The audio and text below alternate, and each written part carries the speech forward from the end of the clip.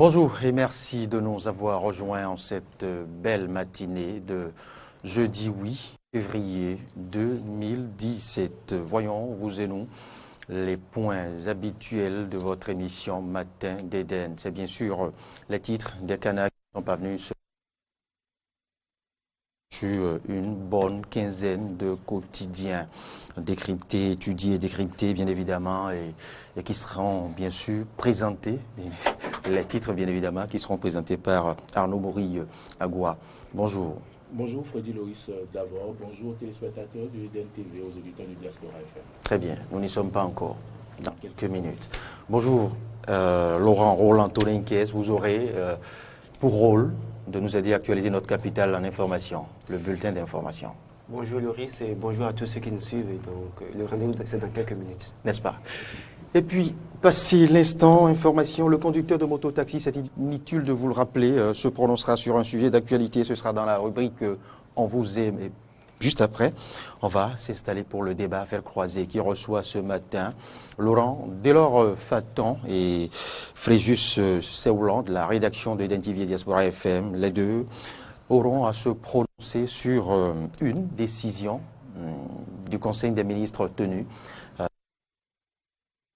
2018. Lesquels sujets sont retenus, les sujets retenus bien évidemment au menu de votre débat Faire croiser, c'est bien sûr la création de la Société des infrastructures routières au Bénin et la création de la Société des patrimoines immobiliers de l'État. Et tout ceci à quelle fin? On en parle dans le débat Faire croiser. Je vous rappelle rapidement les deux principaux sujets, création de la Société des infrastructures routières au Bénin et la création de la Société des patrimoines immobiliers de l'État. À quelle fin? On en parle avec Laurent Delors-Fatan, spécialiste des questions de communication et doctorant en communication bien évidemment et moniteur à l'ENSTIC et un journaliste de la rédaction de Eden TV et Diaspora FM, Fréjus Séoulan. Juste après le débat Fait croiser, on va vous proposer de la chanson et de la chansonnette avec à nouveau Arnaud Mori Agua et Ahmed Arikpa. Et il se peut que nous ayons un artiste sur les plateaux comme on a commencé à vous en proposer depuis quelques semaines déjà avec Ahmed Arikpa. Quel artiste? Suspense est entretenu pour le moment. Juste pour conclure tout ceci, puisqu'il n'y aura pas du sport ce matin, parce que le sportif maison est appelé à répondre sur d'autres fronts, dans d'autres départements de Eden TV et Diaspora FM, eh bien, on va boucler tout ceci avec Carlo François, qui a visité différentes plateformes d'information pour nous. Ce sera la revue Inter. Eh bien, le tour étant fait, ouvrons tout ceci avec Arnaud Agua. Mori, je suis à vous maintenant et nous sommes tout de suite. La une des journaux.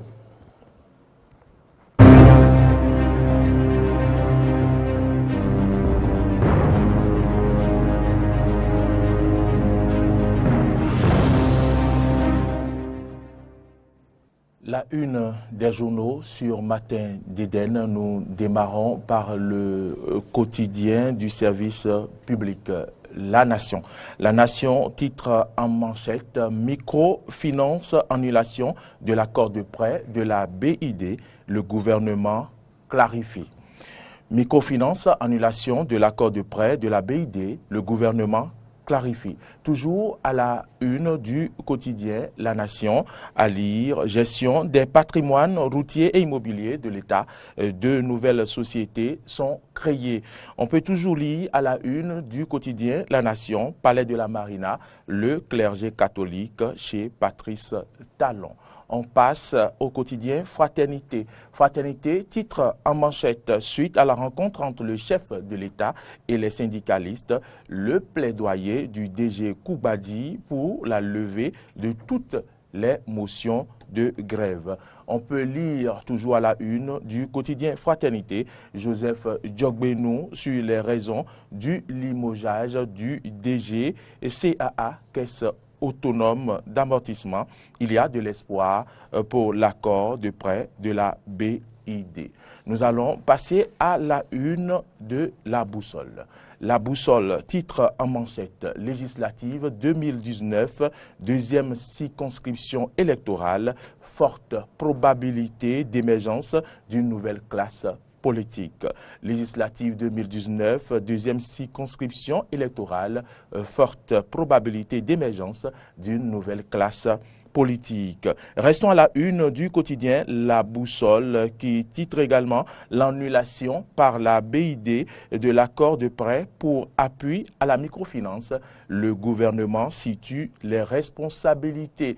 L'annulation par la BID de l'accord de prêt pour appui à la microfinance, le gouvernement situe les responsabilités. C'est allié à la page 4.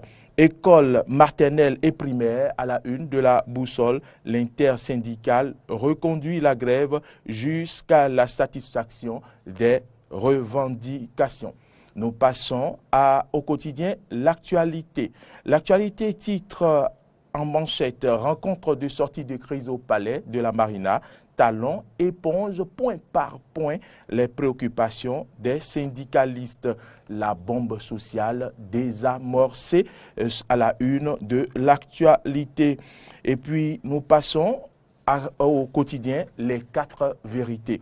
Les 4 vérités qui titrent en manchette rencontre responsable syndical avec le chef de l'État. Talon clarifie et ouvre la voie de sortie de crise.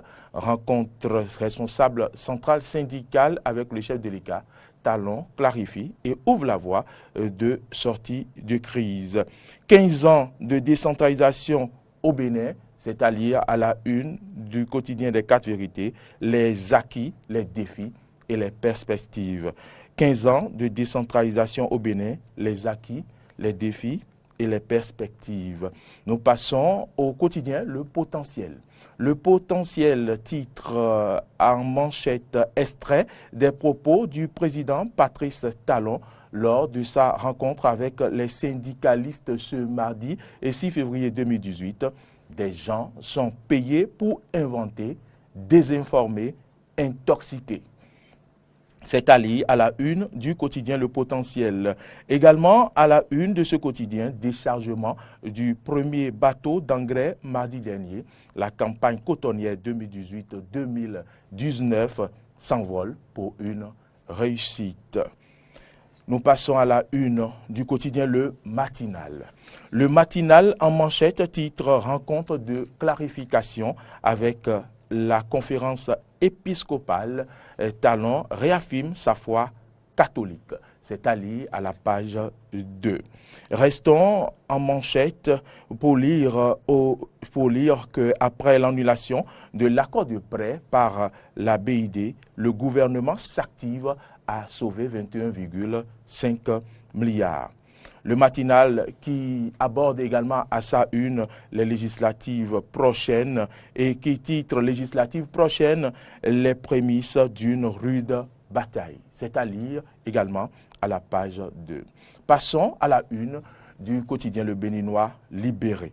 Le Béninois Libéré titre en manchette réorganisation et étouffement de l'UN, j'allais dire, pour être le plus grand parti du Sud. Voilà, réorganisation et étouffement de l'UN pour être le plus grand parti du Sud. Talon pris à Moussou de démissionner. La justice en mode France-Afrique pendant que acrobatie, galère, Bolloré se pavane. Nous passons à présent à la une du Matin Libre. Matin Libre qui titre rencontre chef de l'État, partenaires sociaux, Talon dans une fuite en avant. Rencontre chef de l'État, partenaires sociaux, Talon dans une fuite en avant. Un laïus rebutant. Et puis mobilisation des ressources propres de la mairie d'Alada à Clérintor au marché de Sékou. La Nouvelle Tribune titre en manchette, rencontre entre les chefs de l'État et les SG des centrales syndicales, le vrai faux dialogue de Patrice Talon avec les syndicalistes. On reste à la une du quotidien La Nouvelle Tribune pour parler des polémiques autour des salaires politiques au Bénin. Au Bénin, La Nouvelle Tribune titre « Nécessité de publier les salaires des ministres et du président de la République ». Polémique autour des salaires politiques au Bénin. Nécessité de publier les salaires des ministres et du président de la République. Passons au soleil levant. Soleil levant, propos du chef de l'État aux partenaires sociaux. Nous ne pouvons partager que ce que nous avons ensemble produit, dit le chef de l'État. Propos du chef de l'État aux partenaires sociaux à la une du soleil levant. Nous ne pouvons partager que ce que nous avons ensemble produit. Nous restons à la une du soleil levant pour parler en titre fonction publique. Talon annonce un recrutement de 7000 enseignants en 2018. Fonction publique. Talon annonce un recrutement de 7000 enseignants en 2018. Passons à présent au grand jury. Le grand jury titre en manchette à propos des salaires. Talon déclare: avant les salaires faibles, il faut lire faibles, je crois, il y a une petite erreur. Avant, les salaires faibles étaient gonflés en millions par les primes. Avant, les salaires faibles étaient gonflés en millions par les primes. Les données ont désormais changé. C'est allié à la une du quotidien. Le grand jury, à propos des salaires, Talon déclare: avant, les salaires faibles étaient gonflés en millions par les primes. Les données ont désormais changé. Info Plus titre à sa une: Patrice Talon face aux syndicalistes. Il est dangereux d'amener vos dirigeants à faire dans du populisme. Patrice Talon face aux syndicalistes, c'est à lire à la une de Info Plus. Il est dangereux d'amener vos dirigeants à faire dans du populisme. Restons en manchette de Info Plus où on titre polémique oiseuse autour de l'annulation du passeport de Dossou Aoré. Faux. Encore une récupération des salariés à l'intoxication. C'est à lire à la une du quotidien Info Plus. Polémique oiseuse autour de l'annulation du passeport de Dossou Aoré. Faux. Encore une récupération des salariés à l'intoxication. Le challenge titre en manchette: rendez-vous de la dernière chance hier au palais. Patrice Talon et les syndicats en passent de chasser le démon. On reste à la une du quotidien Le Challenge. Nazer Rounokpe à propos de la police républicaine. C'est un corps nouveau qui est créé et chacun de nous est nouveau dans ce corps. On passe à présent au dernier quotidien de cette revue, de cette une des journaux, l'autre vision. On finit par l'autre vision qui titre en manchette: tête à tête, partenaires sociaux et chefs de l'État, Talon soucieux de la répartition équitable des ressources du pays. L'autre vision titre en manchette: tête à tête, partenaires sociaux et chefs de l'État, Talon soucieux de la répartition équitable des ressources du pays. Freddy Loïs d'abord, et chers téléspectateurs, c'est ce qu'il faut retenir en ce qui concerne les unes des journaux de ce jeudi 8 février 2018 sur Matin d'Éden. Très bien. Merci Arnaud. Maury Agua, vous le permettez, on vous retient juste pendant 2 à 3 minutes. Il y a des titres très intéressants, comme tous les matins d'ailleurs. On démarre par Le Potentiel qui dit ceci. Il dit: extrait des propos du président de la République, Patrice Talon, lors de la rencontre avec les syndicats ce mardi. Eh bien, Le Potentiel dit ceci: des gens sont payés pour inventer, désinformer et intoxiquer.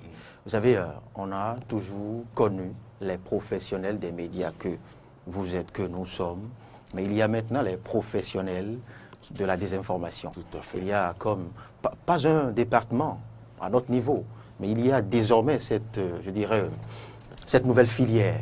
Alors, Maury Yagoua. Oui, cette nouvelle filière-là que nous devons véritablement combattre. Et je voulais vous inviter, je voulais préciser bien évidemment ce que je dis, ce qu'a dit Potentiel. Ce qu'a dit Potentiel, je voulais... Qui a repris les propos du chef Info Plus, je crois, Info Plus, et les 4 vérités, voilà, ont confirmé, bien évidemment, qu'il existe désormais des gens qui sont payés pour inventer, désinformer et intoxiquer. Il suffit simplement de se référer à quelques 2 titres pour se convaincre de ce que je dis. Voilà, je me retrouve maintenant. Polémique oiseuse autour de l'annulation. Vous avez suivi l'information tout à fait dans la soirée d'hier sur les réseaux sociaux. Ça a jasé sur les réseaux polémique sociaux. Oiseuse autour de l'annulation. C'est un très beau titre d'ailleurs, il faut le dire. Autour de l'annulation du passeport de Samuel Dossou Ahoré. On se demande bien à quelle fin ou quel objectif visent ceux-là, les professionnels désormais de la désinformation, alors que le peuple de l'intoxication, alors que le peuple a besoin plutôt de l'information et la vraie. Je pense, Freddy Loïs d'abord, que ce sont bien sûr les ennemis du développement. Ces personnes aujourd'hui, dont parle le président Patrice Talon, dont parle la une de, vous l'avez dit, la Potentiel, Info Plus et les 4 vérités. Les ennemis du développement. Pour aborder le cas spécifique à Samuel Dossou, qui a animé la toile hier, au PDG dans la soirée du groupe Petroline, je pense que nous sommes les mieux placés pour apporter l'information qu'il faut. Et vous l'avez vu, l'effet c'est quoi? C'est une note signée par le ministère des Affaires étrangères qui a circulé et qui mentionne que le passeport du PDG Samuel Dossou Ahoré a été annulé. Voilà. Et cela suffit pour que les réseaux sociaux... Dans quelles conditions peut-on annuler un passeport? On n'a plus cherché à comprendre. Que disent les tests? On n'a plus cherché à comprendre. Puisque c'est déjà Samuel Dossou. C'était une occasion pour puisque c'est déjà une cible potentielle à croquer. C'était une occasion déjà pour les ennemis du développement. Et ces personnes qui sont payées pour intoxiquer de commencer par balancer. Il faut être clair aussi, quand on évoque Samuel Dossou, cela sous-entend un dossier important. Cela sous-entend aussi ce dossier qu'a gagné. Il y a Laurent qui a voulu... Oui, je suis d'accord avec vous, mais permettez-moi d'aller plus loin et pour dire qu'il fallait se questionner plutôt sur pourquoi l'annulation de ce passeport, même si cela pouvait être mentionné dans cette note. C'était un choix. Simplement parce que le passeport a été égaré. Et puisque le passeport a été égaré, il faut l'annoncer à l'instance adéquate, l'instance spécialisée pour gérer de pareils cas, ce qui a été fait. Ce qui a été fait, et le compatriote a saisi le ministère, tout à fait. Voilà, qui a pris acte de cette perte, n'est-ce pas? Donc, il revient au ministère de l'annuler, ce qui a été fait naturellement tout à fait, par cette note que vous avez lu hier, qui a circulé sur la toile. Il faut ajouter qu'à l'heure où nous parlons, le PDG Samuel Dossou Ahoré a déjà un nouveau passeport diplomatique, puisqu'il ne retrouvait pas l'ancien passeport. Mais il est important d'annuler l'ancien, le passeport égaré. Tout à fait, d'annuler l'ancien pour qu'une personne animée de mauvaise volonté n'en fasse usage. Et donc, c'était tout simple, mais il a suffi qu'on voit cette note pour que ça jaille sur les réseaux sociaux, que les ennemis du développement s'en saisissent pour écrire tout ce qu'ils veulent à propos de l'homme d'affaires Samuel Dossou Ahoré. C'est le pays. Oui. Merci Loris. En fait, moi, je voudrais partir d'un fait, pour dire que l'intoxication, ça ne date pas certainement d'aujourd'hui. Il faut être honnête. Ça a pris de l'ampleur. Ça ne date pas d'aujourd'hui. Soyons honnêtes, ça n'a pas commencé aujourd'hui. Seulement qu'aujourd'hui, ça a pris une tournure qui inquiète tout le monde. C'est devenu une filière. C'est devenu une filière. Parce que hier, par rapport à cette affaire de passeport, j'ai été très surpris de voir quelqu'un qui a voulu être président de la République commenter ces choses. Je veux bien préciser son nom. Bertin Kovi, qui écrit qui dit dans un post qu'il a publié que quelle lutte celui-là a fait pour le peuple ici, tu as retiré le passeport, on ne devait pas se plaindre pour lui.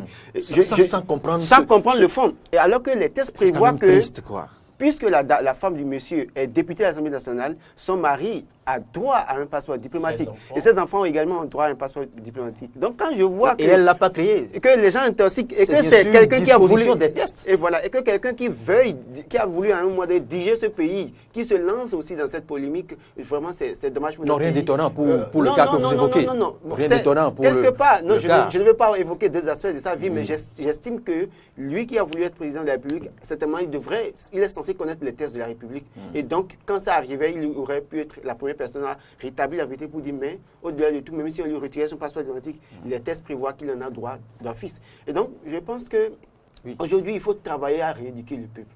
Parce que l'intoxication, ça prend une tournure. Et la tournure que ça prend aujourd'hui, on risque de détruire nous-mêmes notre vie parce qu'on vous dira des informations avec une certaine conviction qu'au point où vous n'allez même pas douter un seul instant. Et c'est après avoir posé des actes que vous vous rendez compte que c'était faux.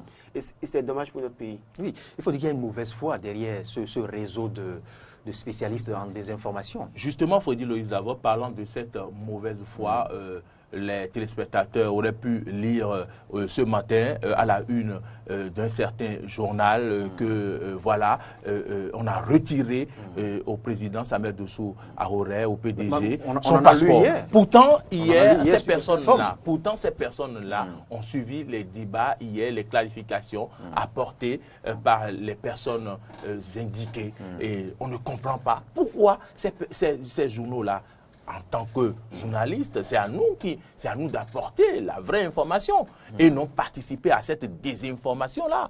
Mais malheureusement, c'est ce à quoi il n'y a pas que de la mauvaise foi. On se demande quel intérêt ceux-là ont à opposer l'homme d'affaires Samuel Dossou Ahoré et à Patrice Talon, ou à l'opposer à d'autres personnes, ou du moins à opposer l'honorable Claudine Affaire-Prudentiaux à d'autres personnes. On ne connaît pas leur intérêt, mais nous pensons que l'expérience, nous parlons...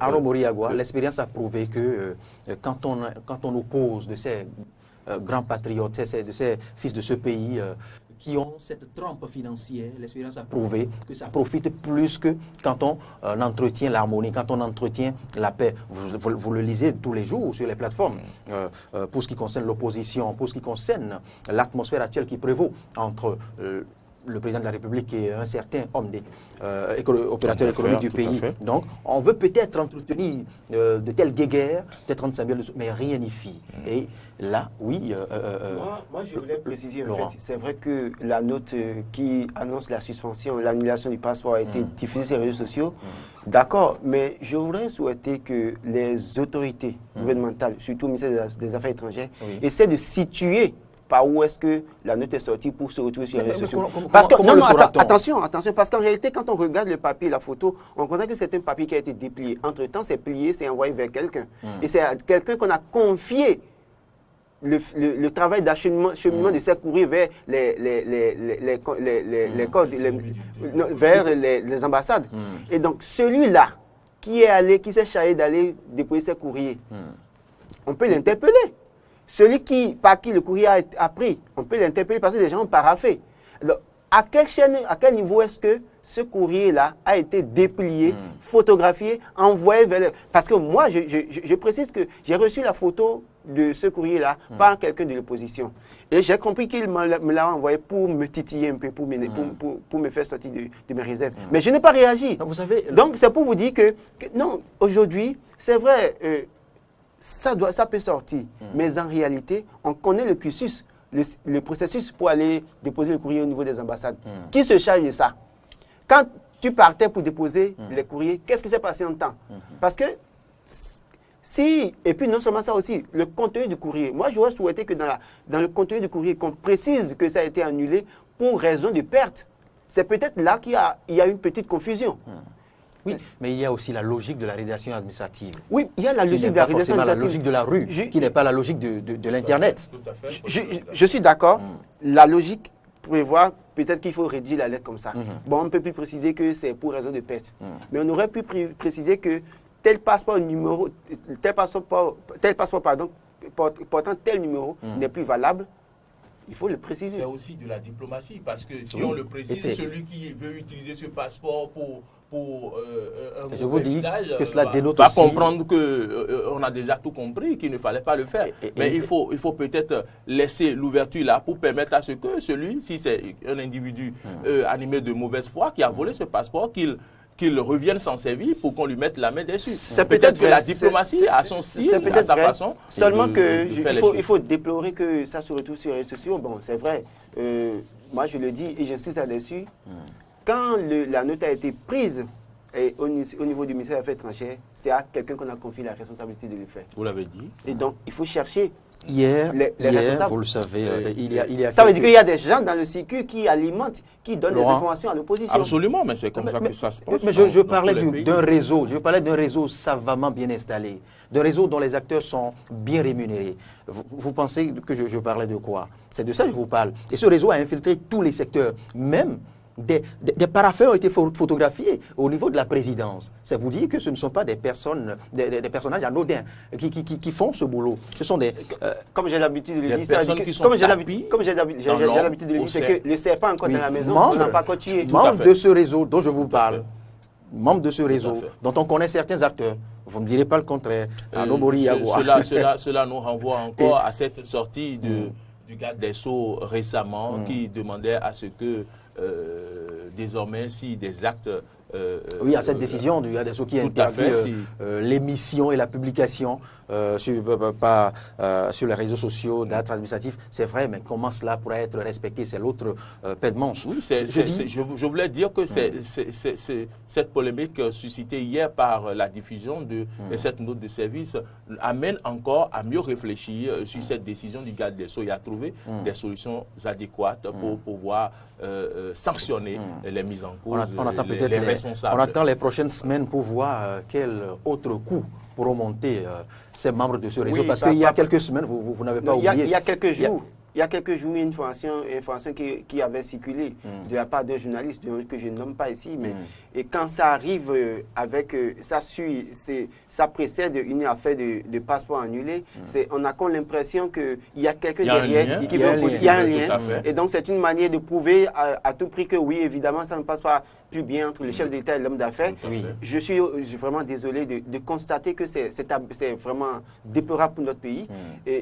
Comment est-ce qu'on peut être dans le même pays et détruire, opposer des fils de ce pays qui travaillent ensemble pour le développement du pays? Parce qu'en réalité, ce que Samuel Dossou veut faire au Bénin, il ne le fera pas pour lui-même, il le fera pour le peuple béninois. Et c'est nous tous qui allons profiter de cela. Et donc, l'opposer au chef de l'État pour que ce projet aille à l'eau, peut-être, je me demande si ceux qui le font, est-ce qu'ils ont les moyens de le faire? Est-ce qu'ils peuvent le faire à sa place? Ils ont un objectif à atteindre, détruire. Et celui-là dont vous parlez tantôt, à un moment donné, Freddy Loïs Davo, j'avais pensé que c'était un Nigérien. J'avais pensé que c'était un Nigérien et malheureusement, j'avais compris que c'était l'un des désinformateurs béninois, un journaliste béninois. Et bizarrement, tout simplement encore que Samuel Dossou a été promu au plan africain maintenant, on connaît la force du monsieur maintenant. Il est promu au plan africain. Donc, c'est vrai aussi qu'il faut s'attendre à ces coups parce que du moment où on entend que c'est lui qui coiffe tous les hommes d'affaires d'Afrique, il faut lui envoyer des coups, des pics un peu partout et donc pour le décourager, pour le distraire, le perturber. Moi, je pense qu'il faut peut-être que l'homme même soit serein, que son équipe, qu'il reste imperturbable comme d'habitude, que son épouse, que toute sa famille reste imperturbable, qu'il reste serein dans le coin. Le meilleur reste à venir. Et qu'on cesse de mêler la politique à toutes les affaires de l'État. Justement, Samuel Dossou n'a jamais été candidat à quelque chose dans ce pays. Il n'a jamais voulu. D'ailleurs, même il ne nourrit aucune ambition politique. Non, aucune ambition politique dans ce pays. Et donc, je ne sais pas pourquoi il faut s'acharner contre lui. Qu'on cesse vaine cabale. Merci Laurent Roland Tolenkes. Merci Arnaud Maury Agoua. C'est moi, Freddy Loïs d'abord. On poursuit Matin d'Éden. On va maintenant goûter à l'actualité au plan national. Puis après, ce sera le tour du conducteur de moto-taxi dans On vous aime et le débat à faire croiser qui se propose d'aborder 2 points du Conseil des ministres tenu ce mercredi. La création de la Société des infrastructures routières au Bénin et la création de la Société des patrimoines immobiliers de l'État. Tout ceci à quelle fin? On en parle avec Laurent Delors-Faton, doctorant en communication et moniteur à l'ENSTIC, et Fréjus Bilal Seboulan Adoron. Le bulletin d'information maintenant.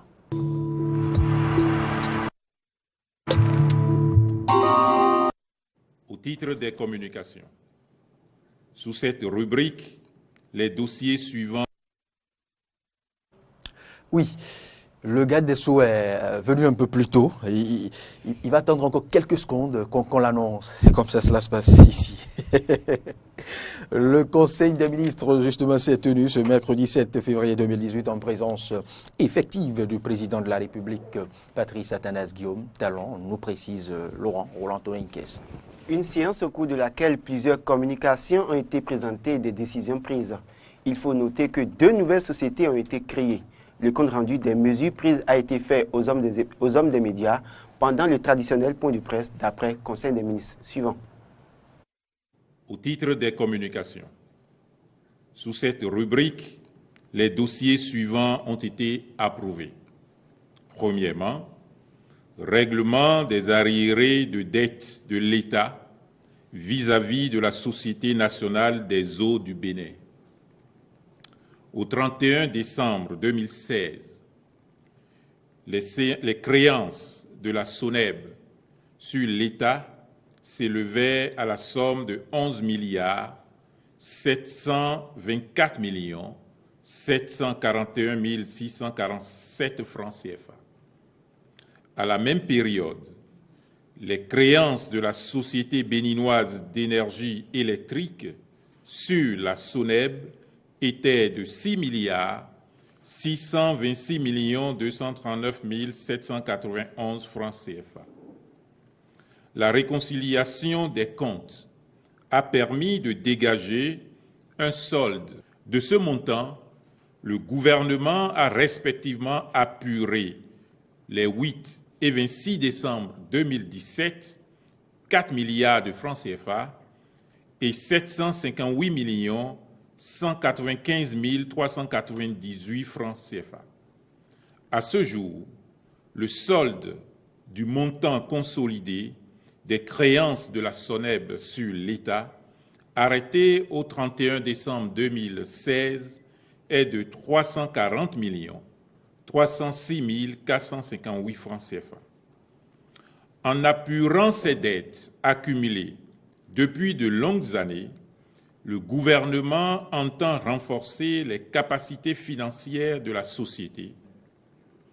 La mise en œuvre des programmes sociaux de renforcement du capital humain initiés par le gouvernement nécessite que soient identifiés les bénéficiaires potentiels. Il s'agit notamment des pauvres extrêmes et non extrêmes dont la base de données doit être actualisée ou constituée. C'est dans ce cadre que le Conseil des ministres a approuvé cette communication du ministre des Affaires sociales et de la microfinance et du ministre de la Santé, puis instruit le ministre de l'Économie et des Finances à l'effet de mettre à disposition la somme de 649 902 113 francs CFA en vue de procéder à cette identification. Troisièmement, création de la Société des infrastructures routières du Bénin. Le ministre de l'Économie et des Finances a soumis à l'appréciation du Conseil des ministres une communication relative à la création de la Société des infrastructures routières du Bénin. Cette initiative vise à corriger les insuffisances notées au niveau de la gestion des ponts-péages de notre pays et à inscrire dans la durée l'entretien des grands axes routiers que le gouvernement met en chantier.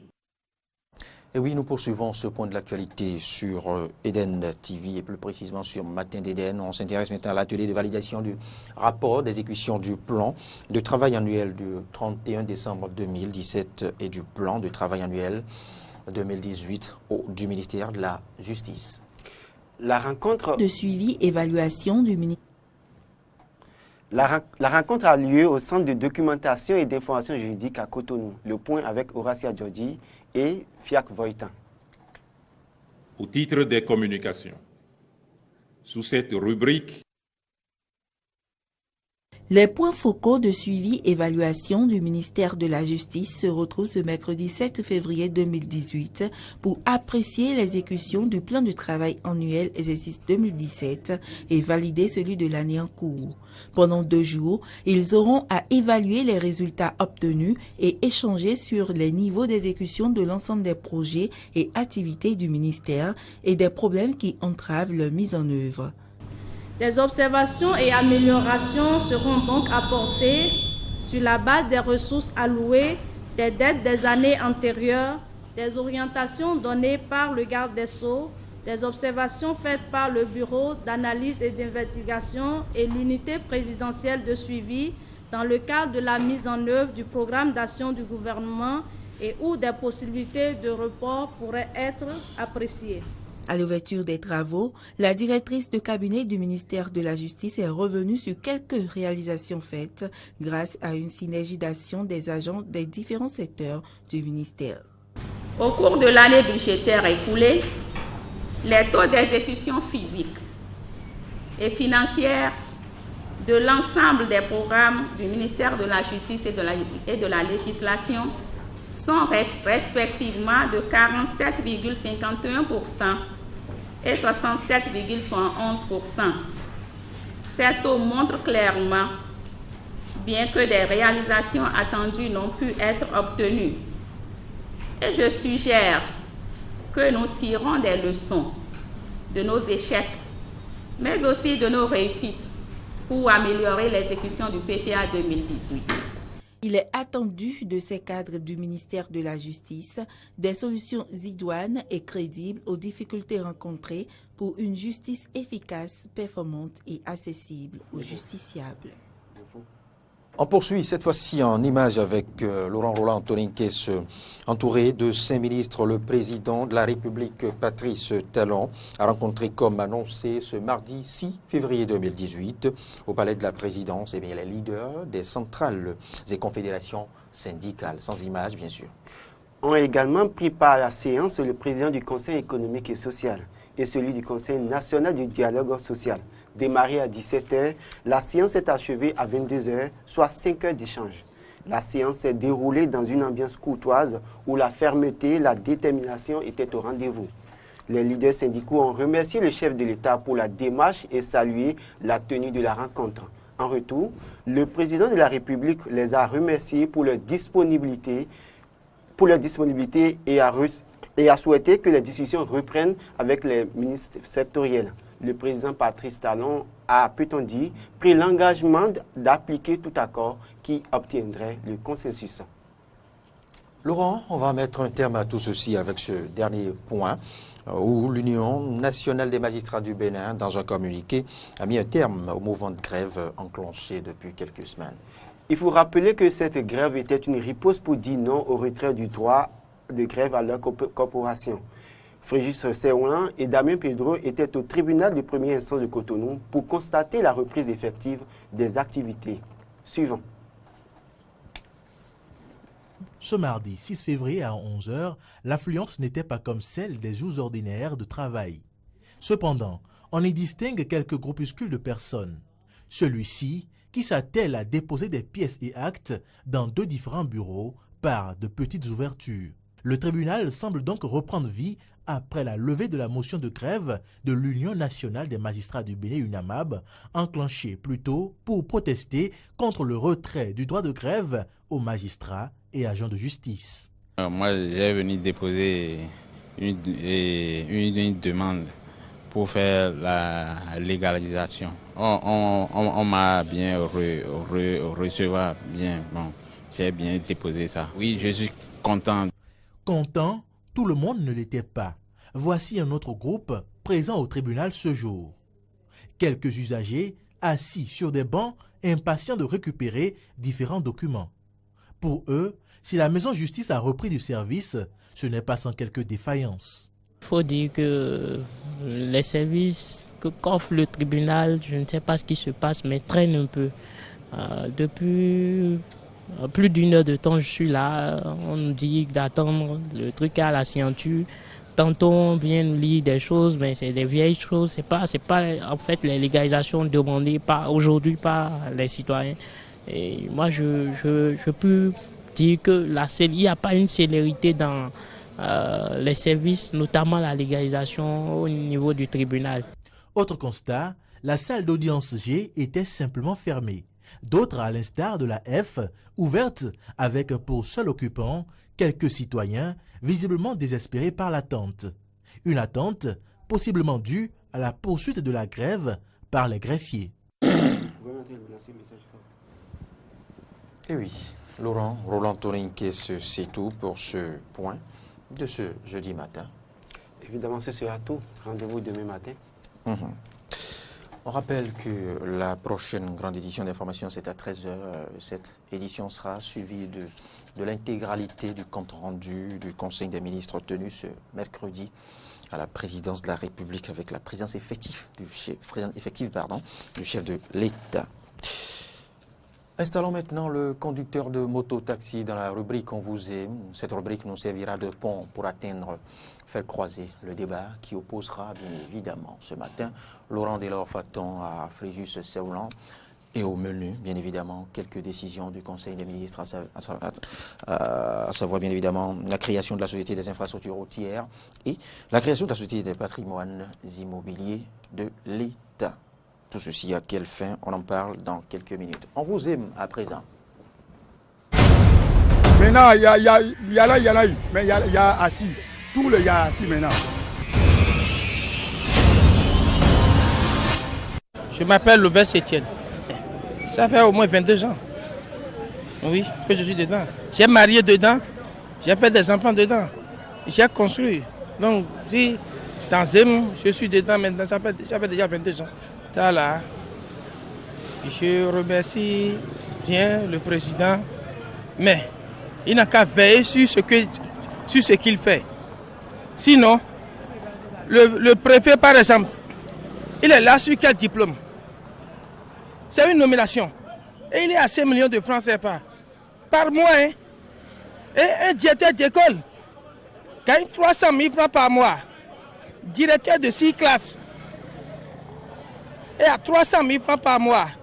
Regardez, si on prend ces 5 millions, hein, pour enlever 300 000 dedans, fois combien? Donc le préfet gagne au moins le salaire, ce que le directeur gagne par mois, par an, lui il gagne par mois. Ça, ce n'est pas normal. Il croit que s'il a augmenté leur salaire comme ça, qu'il peut profiter de cette occasion pour lutter contre la corruption. Mais c'est très faux. C'est très faux. Il n'a qu'à veiller sur ça. Sinon, les gens sont derrière lui. Mais il n'a qu'à regarder Nicéphore Soglo et Kérékou et Yahi Boni.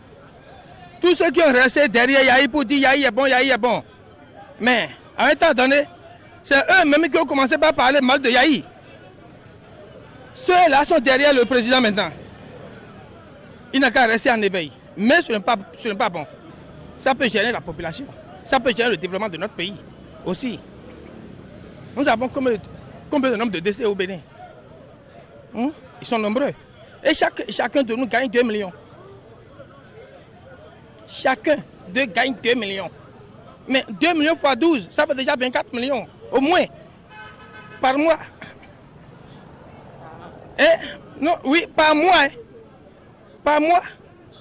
Si nous avons 12 décès, par mois, ça fait déjà 24 millions de francs. Mais ce n'est pas bon.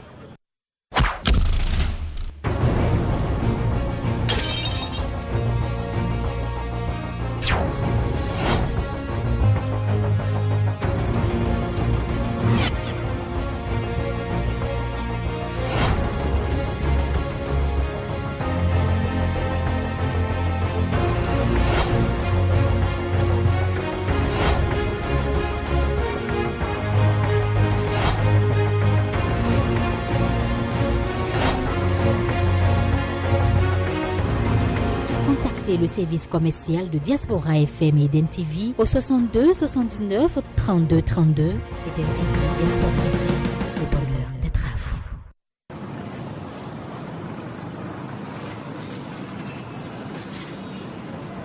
quoi, Jean? Comment? Dis donc, tu as toujours des conteneurs à dépoter. C'est quoi? Quel est ton secret? C'est la grâce de Dieu, hein? Oh, quel Dieu! Je suis commerçant comme toi. Et pourtant, je ne trouve pas de financement pour la commande de marchandises. Mon secret, c'est ma carte unique de Ravip. Quoi? Tu ne t'es pas fait recenser au Ravip? Je ne sais pas. À quoi ça va me servir pour mes activités commerciales? Recensement administratif à vocation d'identification de la population. Tu ne connais pas ça? Oui, ça c'est de la politique. Qui te parle de politique? Avec Ravip, tu es identifié une fois pour toutes. Et c'est la clé de facilitation d'accès au crédit bancaire pour toute activité commerciale. C'est donc là ton secret? La carte unique là? Oui. Donc c'est la carte Sésame pour toutes les activités commerciales? Oui, c'est comme la carte Sésame. Mon frère, merci beaucoup. Ceci est un message de l'Agence nationale de traitement et du comité technique de pilotage du recensement administratif à vocation d'identification de la population RAVIP. Communiquer. Appeler et obtenir facilement les informations sur le RAVIP. L'Agence nationale de traitement ANT et le comité technique de pilotage du RAVIP, CTP RAVIP, informent le public que toute personne, où qu'elle soit, connectée ou non, peut demander facilement et obtenir des précisions sur le RAVIP. Les différents centres d'enrôlement, pièces à présenter pour se faire recenser, protocole d'enrôlement, peut appeler le 7016 à 2 francs la seconde depuis les réseaux GSM, Move et MTN. Le RAVIP est à leur écoute tous les jours de 8h à 19h sans interruption.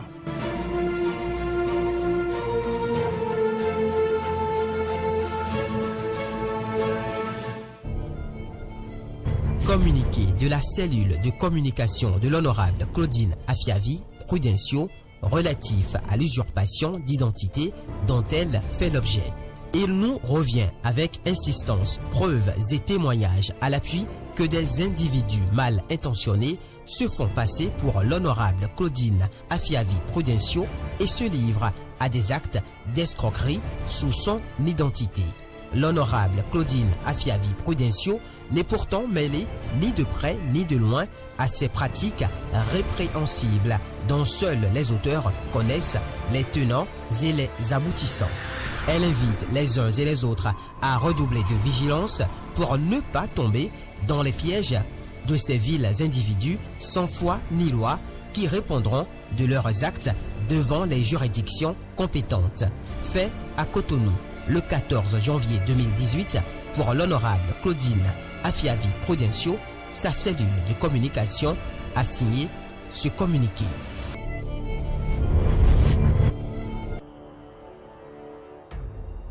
Heureusement que si c'est m'a passé son brouillon pour que je puisse rectifier ma réponse. Tu es en train de m'avouer avoir triché, c'est ça? Gana. Dites-moi, vous ne répéterez pas? Mais quand même, tu es frère, Pierre. Oui, mon frère.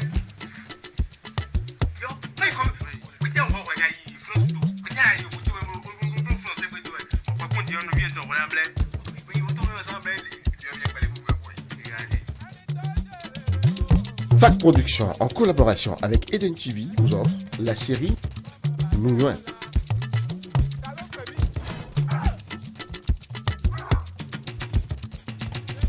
Du lundi au vendredi à 12h45 et à 19h45.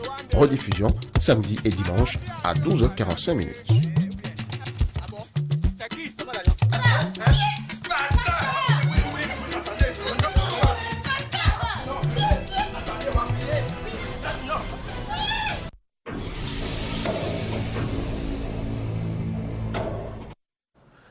Bienvenue dans le débat Affaires croisées qui aborde ce matin la création de la Société des infrastructures routières au Bénin et la création de la Société des patrimoines immobiliers de l'État.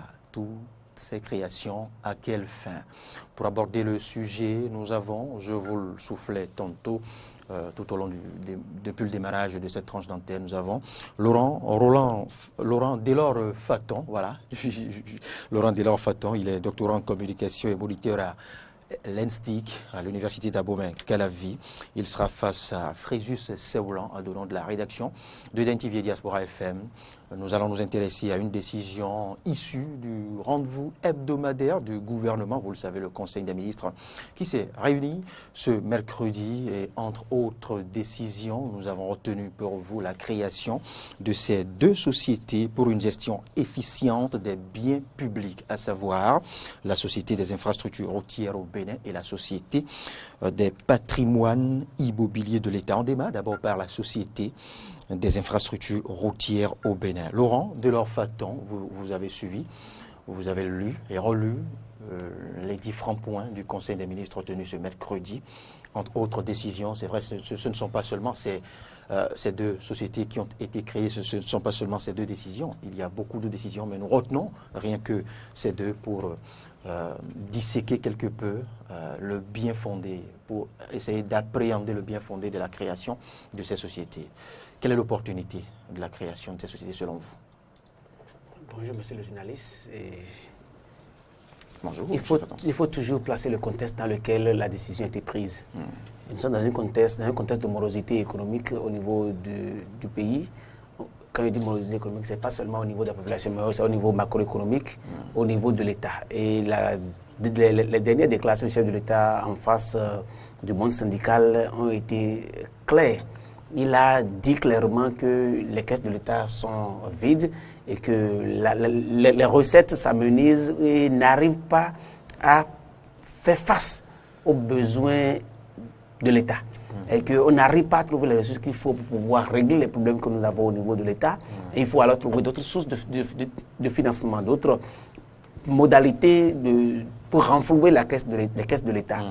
Et si dans un tel contexte que la décision est prise, ça veut dire que la décision vise un seul but d'abord, vise non seulement à assainir les finances publiques, mais aussi à renflouer la caisse de l'État.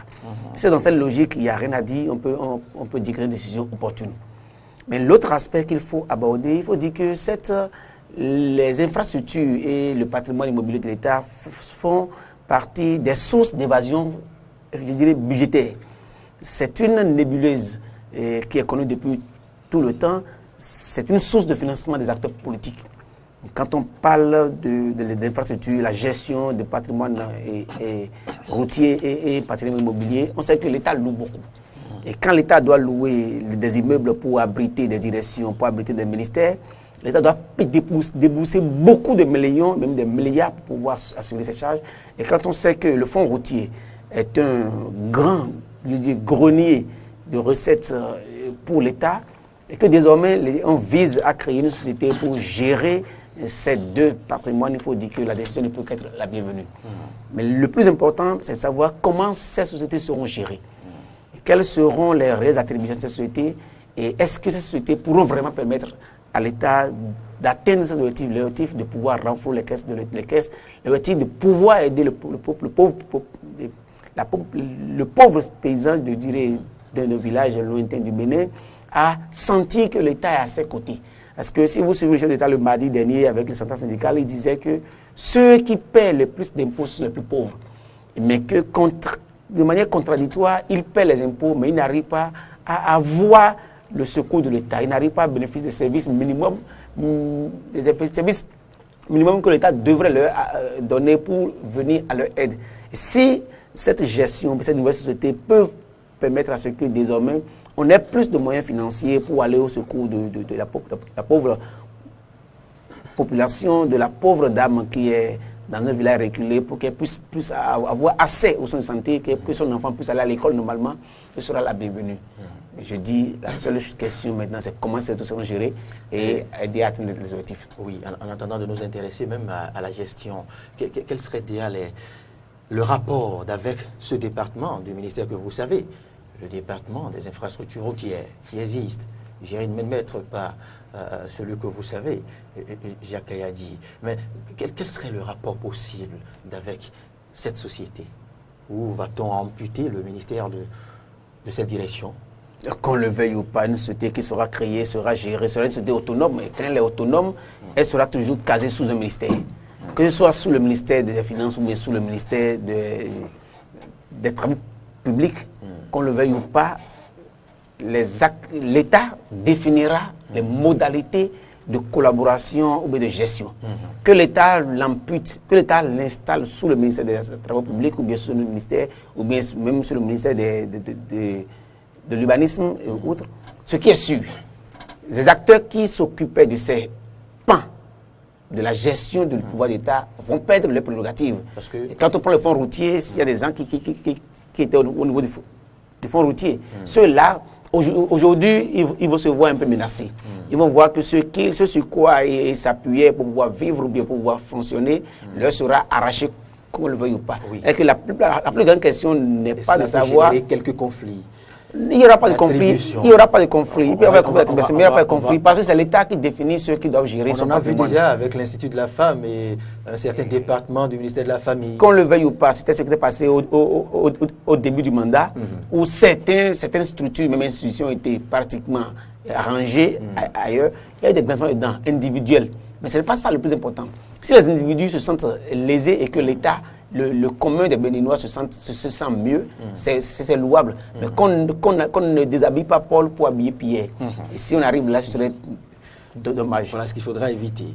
Fréjus Seblan, vous avez suivi les propos liminaires de Laurent Delors-Faton. Je lui demandais justement quelle est l'opportunité de la création de cette société des infrastructures routières au Bénin. Comme Laurent l'a dit, il est nécessaire et important de rappeler le contexte de la création de cette société. Et nous ne sommes pas sans savoir comment sont entretenues et gérées nos infrastructures. Quand vous prenez l'échangeur de Codomain, vous aviez vu ce qu'il y a eu avant que l'échangeur ne soit entretenu, réparé, on va dire. Quand vous prenez d'autres infrastructures routières du Bénin, vous voyez comment on entretient, pardonnez-moi, presque jamais ces routes, c'est-à-dire on construit et on en fait usage 10 ans, 20 ans sans entretien. C'est-à-dire, est-ce qu'il y a même une société qui se chargeait d'entretenir ces infrastructures? Quand on prend l'exemple des ponts péages, vous voyez, on paye toujours avant de passer par ces ponts péages, mais avant d'aller vers ces ponts péages, il a regardé un peu l'état des routes, des infrastructures. C'est dire donc qu'il y a un véritable problème de gestion et d'entretien des infrastructures au Bénin. Donc, ça peut expliquer la création de cette société des infrastructures routières. Et maintenant, ce qui a lieu de se demander, c'est que le gouvernement béninois devrait nous présenter le tableau. Quelle société était chargée de gérer cela, comment ça se faisait, avant de nous proposer la création de nouvelles infrastructures. Vous n'êtes pas sans savoir que le gouvernement aussi est dans son programme d'action de gouvernement, il s'agit de construire de grands axes routiers et tout cela. Donc, il peut avoir le souci de l'après-construction, ceci qui guide l'action du gouvernement à créer cette société. Mais comme je l'ai dit, il faut nous dire quelle société était chargée de construire, de gérer, d'entretenir ces infrastructures-là, qu'est-ce qu'il en est, et l'opportunité de la création de cette société. On nous l'a dit, il s'agit d'inscrire dans la durée l'entretien des grands axes routiers, de gérer, de développer et d'entretenir les infrastructures routières et autoroutes, mais aussi d'améliorer leur qualité. L'interrogation ici, Frédéric Davor, serait pourquoi rattacher cette société-là des infrastructures routières au ministère des Finances pendant qu'il existe un département dédié à cette cause-là. L'interrogation pourquoi créer, rattacher parce que là, c'est le ministère des Finances qui a introduit cette communication, qui a proposé la création. Donc, cette société des infrastructures routières est rattachée au ministère des Finances. On peut se demander, mais pourquoi, pendant qu'il existe un ministère des Transports, rattacher une société du genre au ministère des Finances, et ça peut inquiéter. On peut soupçonner là une volonté de l'État d'arracher une responsabilité à un ministère. Mais tout de suite, quand on fouille un peu dans le fond, on voit un peu la pertinence de cette décision, de cette création, de ce jumelage-là, parce que cette société des infrastructures aura à gérer et à collecter des ressources. Et qui mieux que le ministère des Finances pour mieux gérer ces ressources-là. Maintenant, comment sera gérée cette société plus tard? Il revient au gouvernement de ne pas, en voulant déshabiller Saint-Paul, comme le disait Laurent, d'habiller un autre et que les mêmes problèmes demeurent. Quelles sont les dispositions que le gouvernement prend pour que cette société soit dynamique et dépouillée de tout ce qu'on a pu voir par le passé, qui conditionne, qui favorise l'état dans lequel sont nos infrastructures aujourd'hui. Et il faut noter aussi que cette création va entraîner deux conséquences immédiates, c'est-à-dire lesquelles?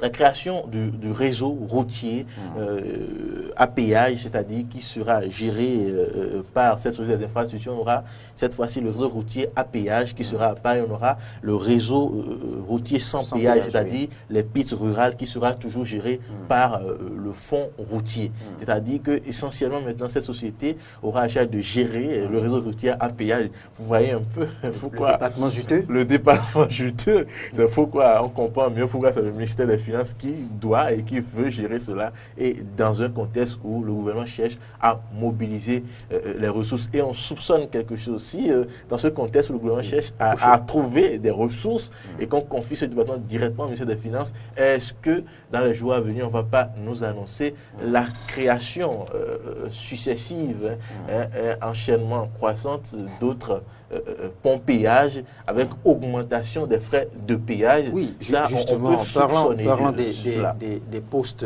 de la nébuleuse des postes péage, est-ce que vous pensez que ces structures, ces postes péage jouent réellement un rôle?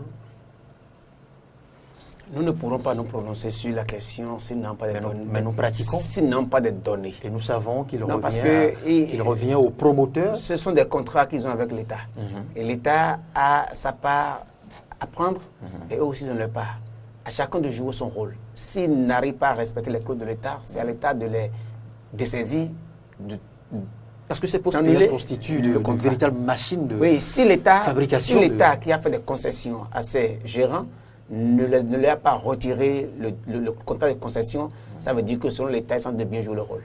Et c'est parce qu'il n'y a que l'État qui puisse jouer aux arbitres, il n'y a que l'État, parce que c'est l'État qui est le propriétaire des ponts péages et qui les a mis en concession à des sociétés. Si l'État juge qu'il ne joue pas bien le rôle, ça veut dire que l'État le arrache le contrat et l'État remet à une autre personne. Et à ce jour, si les contrats n'ont pas été retirés, ça veut dire qu'ils jouent normalement leur partition sur le contrat. Mais ce qui est sûr, et je l'ai dit au commencement, les ponts de péage ou bien la gestion des infrastructures routières est une nébuleuse. C'est une manne financière qui alimente les acteurs politiques. On connaît que par le passé, je ne vais pas citer des noms, mais il y a des péages autour desquels il y avait des polémiques par le passé. Et à des moments donnés, même des contrats ont été résiliés et après d'autres contrats ont été retrocédés. Et que cette gestion constitue pour les gouvernants toujours une nébuleuse. On ne sait jamais ce qui se passe réellement à ce niveau. Parce que c'est de gros sous. Et là où il y a de gros sous, on sait toujours que les acteurs politiques ont tendance à toujours y mettre le nez, le main et tout. Mais pour ce qui nous concerne aujourd'hui, où on parle de la société, il faut quand même dire deux choses. Si le fonds routier par le passé gérait et qu'on n'a pas eu le résultat qu'il fallait, est-ce qu'on a fait le diagnostic nécessaire pour que le fonds routier soit redynamisé? Parce que qu'on le veuille ou pas, au niveau du fonds routier, ce sont des Béninois qui gèrent. La nouvelle société, elle sera aussi confiée à des Béninois. Si ce sont des Béninois qu'on n'a pas fait le diagnostic nécessaire et qu'on confie cette nouvelle société, on n'aura pas le résultat escompté. Parce que, in fine, le résultat comme on voudrait, c'est que la route soit plus praticable. C'est que la route dure dans le temps. Et c'est que la population, pour se déplacer, se sente à l'aise chaque fois qu'elle va se déplacer. Que les dommages causés sur nos voies soient réparés. Vous passez sur le tronçon qui quitte ici pour Calavi, vous verrez qu'il y a des dos d'âne qui ont été saccagés, il y a des lampadaires qui ont été pratiquement détruits, il y a des artères qui ont été pratiquement démolies par les camions ou les accidents. Ça fait des années, personne ne les répare. On se dit, mais à quoi sert réellement le fonds routier? Et que ce que nous voulons, on veut qu'il y ait des routes bien praticables et quand les routes sont endommagées, qu'on les répare le plus tôt possible. Qu'on n'ait pas à voir des routes saccagées, les routes démolies et que ça dure dans le temps. En fait, c'est ce qu'on a voulu. Mais ma préoccupation, elle rejoint tout à l'heure ce que disait Freddy. Si c'est au ministère des Finances qu'on confie cette gestion, est-ce qu'on vise réellement l'infrastructure? Est-ce qu'on vise la population, la praticabilité des routes, ou bien on vise seulement l'argent? Parce que le ministère des Finances, sa préoccupation majeure, c'est l'argent. Si l'argent doit être si on doit envoyer une structure pareille au niveau du ministère des Finances, l'argent, mais la bonne gestion. Le ministère des Finances, c'est l'argent. L'argent à collecter, l'argent à gérer. Elle n'est pas là pour construire les infrastructures routières. Elle n'est pas là pour entretenir les infrastructures routières. Elle n'est pas là pour réparer ce qui a été endommagé. Et ce ministère est là juste pour collecter de l'argent et le redistribuer à la population. Alors si c'est juste au niveau de ce ministère qu'on veut loger cette structure, ça me pose un problème. Est-ce qu'on se préoccupe de la pérennité des routes? Est-ce qu'on se préoccupe de l'entretien des routes? J'aurais aimé, mais je ne suis pas le gouvernement, je ne suis pas le chef de l'État, que ça souhaitait gérer de manière en commun. En commun par les deux ministères, le ministère des Infrastructures et le ministère des Finances, pour que de manière bipartite, les deux décident chaque fois ce qu'il faut faire. À moins qu'on définisse des modalités où on sait que par rapport aux fonds qui seront collectionnés sur les axes routiers, on sait qu'il y a un pourcentage qui est d'office renvoyé au ministère des Travaux publics pour qu'on puisse entretenir et faire. Si le mécanisme, s'il y a une clé de répartition bien définie, mes craintes seront apaisées. Mais si c'est seulement le ministère qui va gérer, je pense qu'on n'aura pas les résultats escomptés. On aura certainement de l'argent, mais on n'aura pas des infrastructures entretenues et qui durent dans le temps. C'est ma vraie préoccupation. Qu'on ne mélange pas, qu'on ne vise pas seulement l'argent, mais qu'on vise aussi l'infrastructure, qu'on vise la pratique de nos routes. Par rapport au fonds routier, il faut noter qu'il n'est pas totalement dépouillé de toutes ces attributions. On lui a confié maintenant la gestion des pistes rurales. Je dis les pistes rurales. Le département sans péage. Les pistes rurales, d'accord, mais les pistes rurales ne sont pas celles pratiquées par la plus grande population du Bénin. Et qu'on le veuille ou pas, si nous voulons un pays touristique, si nous voulons un pays moderne, ce n'est pas les pistes rurales qui importent. Elles sont indispensables parce qu'on a besoin des pistes rurales pour pouvoir convoyer les produits des champs, pour que nos populations dans les villages puissent venir. En confiant seulement la gestion des pistes rurales au fonds routier et en confiant maintenant seulement le réseau routier à péage à la nouvelle société, c'est qu'on reprochait quelque chose à l'ancienne société. Ça veut dire que c'est la gestion financière seulement qu'on reprochait. Voilà, parce que si elle gérait si bien, on ne lui aurait pas retiré ce pan de la gestion de nos axes routiers. Et je vous rappelle un passage de l'extrait, bien évidemment, du compte-rendu du Conseil des ministres d'hier. On dit la société aura, bien évidemment, à charge non seulement de gérer, de développer, d'entretenir les infrastructures routières et autoroutières, mais aussi d'améliorer leur qualité. Elle sera régie par les règles de droit privé avec comme actionnaire l'État béninois et d'autres entités publiques qui ont la capacité, bien évidemment, d'y contribuer. Alors, cette société aura aussi pour vocation d'assurer l'accroissement, la sécurisation des ressources issues de l'exploitation du réseau routier à travers les péages et les services connexes. C'est juste... C'est là que le problème se pose davantage d'ailleurs. Pourquoi prioriser les infrastructures urbaines et laisser les infrastructures rurales? Parce que, qu'on le veuille ou pas, nous sommes dans un même pays. Et les populations, qu'elles soient de Cotonou, ou bien de Calavi, ou de Matéré, ou bien de Kobli, ou bien d'Adjoum, ont besoin aussi des infrastructures pour pouvoir mieux se déplacer. Si on doit avoir de l'argent au niveau des infrastructures urbaines, je pense que l'idéal aurait voulu quand même que cette somme soit équitablement répartie pour que ceux qui sont dans ces milieux reculés aussi puissent avoir assez.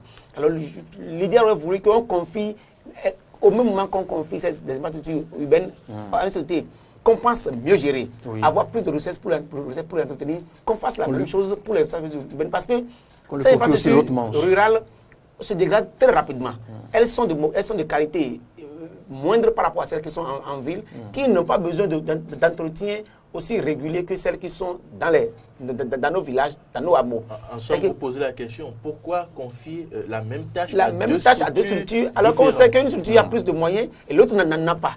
Celles qui sont le fonds routier gère maintenant un pan dans lequel il n'y a pas de l'argent. C'est-à-dire qu'il attendra que l'État pour pouvoir faire des opérations. Alors que les structures qui sont maintenant créées en ville auront des moyens qui seront financés par la population. Pourquoi pas faire une gestion, je dirais, équitable? Pour qu'au même moment qu'on trouve les ressources en ville, on fasse de manière équitable, parce que celles qui sont dans les milieux ruraux puissent aussi en bénéficier. Pour qu'on entretienne plus, parce qu'on le veuille ou pas. Une route en terre battue, en terre jaune, a besoin d'entretien chaque année. Mais une bitume a besoin d'entretien peut-être 5 ans ou 10 ans. Alors ça veut dire que s'il y a des ressources en ville, mieux vaut de manière équitable envoyer ces ressources beaucoup plus aussi ce sont ces routes en terre battue que vous évoquiez tantôt, ce sont ces routes qui sont exploitées pour nous, rapatrier les vivres, le coton et autres. Vous ne direz pas le contraire. La nécessité de penser à peut-être dresser des bitumes sur ces routes-là et ne pas les placer dans leur aspect de route rurale. Il faut parfois faire bouger les lignes, mais dans ce schéma, très bien sollicitées. On voit que le gouvernement veut laisser ces pistes-là dans leur état. C'est la première lecture qu'on a. Parce que si on reproche de mettre en priorité les routes urbaines et de gérer. On peut le dire tout de suite, mais aussi peut-être qu'on n'a pas encore le fond de l'histoire et peut-être que le gouvernement a pensé que les deux routes, les routes urbaines et les routes rurales, n'ont pas les mêmes caractéristiques, ne demandent pas les mêmes moyens, les mêmes ressources, et donc qu'il est nécessaire de consacrer une société dédiée et spécifiquement qui aura à charge de se consacrer, de se concentrer sur cela. Peut-être que là, on aura aussi des résultats. C'est le temps qui pourra nous dire véritablement, là, on est en train de changer, d'essayer quelque chose d'autre que ce qui a été fait. Donc je crois que on ne va pas tout de suite vouer aux gémonies. Expérimenter de nouvelles méthodes. Expérimentons pour voir ce que ça va donner. Je ne condamne en aucun cas l'option faite. J'ai été clair, je dis que c'est une nébuleuse et qu'il est toujours bien qu'on puisse faire mieux, qu'on ait plus de ressources à travers les flux routiers et que nos routes ne durent pas très peu dans le temps, que les routes soient entretenues. Si les sociétés peuvent permettre de le faire, c'est mieux. Mais je fais quand même plaidoyer. Si on le fait en ville, pourquoi pas le faire dans nos villages? Parce que nos pauvres populations de village, le chef d'État le disait avant-hier, que c'est eux qui ne bénéficient pas de l'État. Et pourquoi chaque fois on les marginalise? C'est comme si le fonds routier a échoué, pourquoi confier alors les infrastructures rurales au fonds routier? C'est simple, pourquoi s'ils ont échoué, faisons disparaître cette société, mais ce fonds, et créons quelque chose aussi pour les infrastructures rurales. Parce que qu'on le veuille ou pas, si on leur confie encore les infrastructures rurales, ils vont faire les mêmes choses qu'ils ont fait par le passé. On aura les mêmes résultats. C'est comme si nous sommes dans un pays où il y a des privilégiés. Nous qui sommes en ville, nous sommes privilégiés. Nos populations qui sont dans les villages ne sont pas privilégiées. L'idée aurait voulu que dans les prochains jours, qu'on crée aussi une société qui s'occupe carrément des pistes rurales pour qu'on puisse avoir de meilleurs résultats. Parce que si quelque chose est reproché aujourd'hui au fonds routier, je pense que ce qu'on le reproche, ce n'est pas seulement lié aux villes, c'est aussi lié à nos villages. Qu'on les décharge carrément alors qu'on crée une nouvelle société. Malgré les reproches, on pense quand même qu'ils peuvent continuer à le faire avec les parents au village. À nos parents au village et que nous qui sommes en ville. Même on pense qu'ils n'ont que la capacité de gérer. Ou de réussir.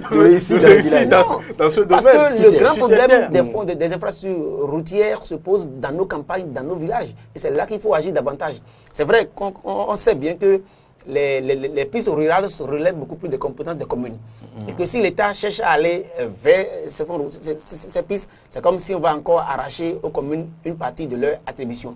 Je comprends parce que selon la décentralisation, c'est aux communes de gérer les infrastructures. Et c'est ce qui se fait. C'est elles qui le font, l'État. Dit c'est ce qui se fait, c'est théorique. Oui, dans la pratique, c'est autre chose. L'État fait les transferts de compétences pour qu'il puisse bien jouer ce rôle. Abordons l'autre volet, l'autre nébuleuse. Et il y en a toute une série. On ne pourra aborder ce matin que deux, justement, pour rester conforme à ces décisions du Conseil des ministres hier. La création de la société des patrimoines immobiliers de l'État. Et je vous passe encore un extrait, je partage avec vous encore, Frédéric Seblanc, Laurent Delors-Faton, un extrait du Conseil des ministres. Le gouvernement a entrepris de réhabiliter la plupart des biens immobiliers de l'État à usage commercial, sportif, touristique, ludique, tels les stades, les musées, les hôtels et les centres de loisirs, etc.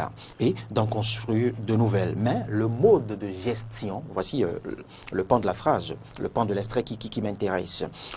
Mais le mode de gestion des infrastructures publiques n'est ni efficace ni productif. D'où la création de la Société des patrimoines immobiliers de l'État. Laurent Delors-Faton. Qu'on le veuille ou pas, il y a des immeubles qui sont construits, de grands immeubles d'institutions qui sont construits, et après 2 ans, quand vous passez par là, vous vous demandez mais qu'est-ce qui a été fait? On peut nommer, aller voir le bâtiment de la Cour suprême à Porte-Nouveau, regardez la façade de derrière, vous allez voir que tous les carreaux sont déjà tombés pratiquement. On se dit mais ça va faire à peine 10 ans que cet immeuble a été construit. Et aujourd'hui, quand vous passez, vous regardez, ça a perdu son prestige. Ça veut dire qu'il y a d'abord un problème de fond qui se pose dans la construction même de vos infrastructures. Et si vous arrivez par exemple à l'UAC, vous allez voir des bâtiments qui sont construits il y a à peine 2 ans. Mais vous vous demandez, mais comment ces bâtiments ont été construits? C'est pareil partout au Bénin. Quand ce sont des infrastructures de l'État qui sont construites, la qualité est tellement douteuse. C'est comme si c'est le grand business au pays où les sociétés se créent chaque jour pour pouvoir avoir l'attribution des constructions des immeubles ou des infrastructures immobilières de l'État, mais ils le font avec une qualité médiocre. Et quand la qualité est médiocre, même la gestion elle est médiocre. Et chaque fois, ça fait des pertes pour l'État. Non seulement l'entretien devient très coûteux, mais aussi la qualité des immeubles qui sont construits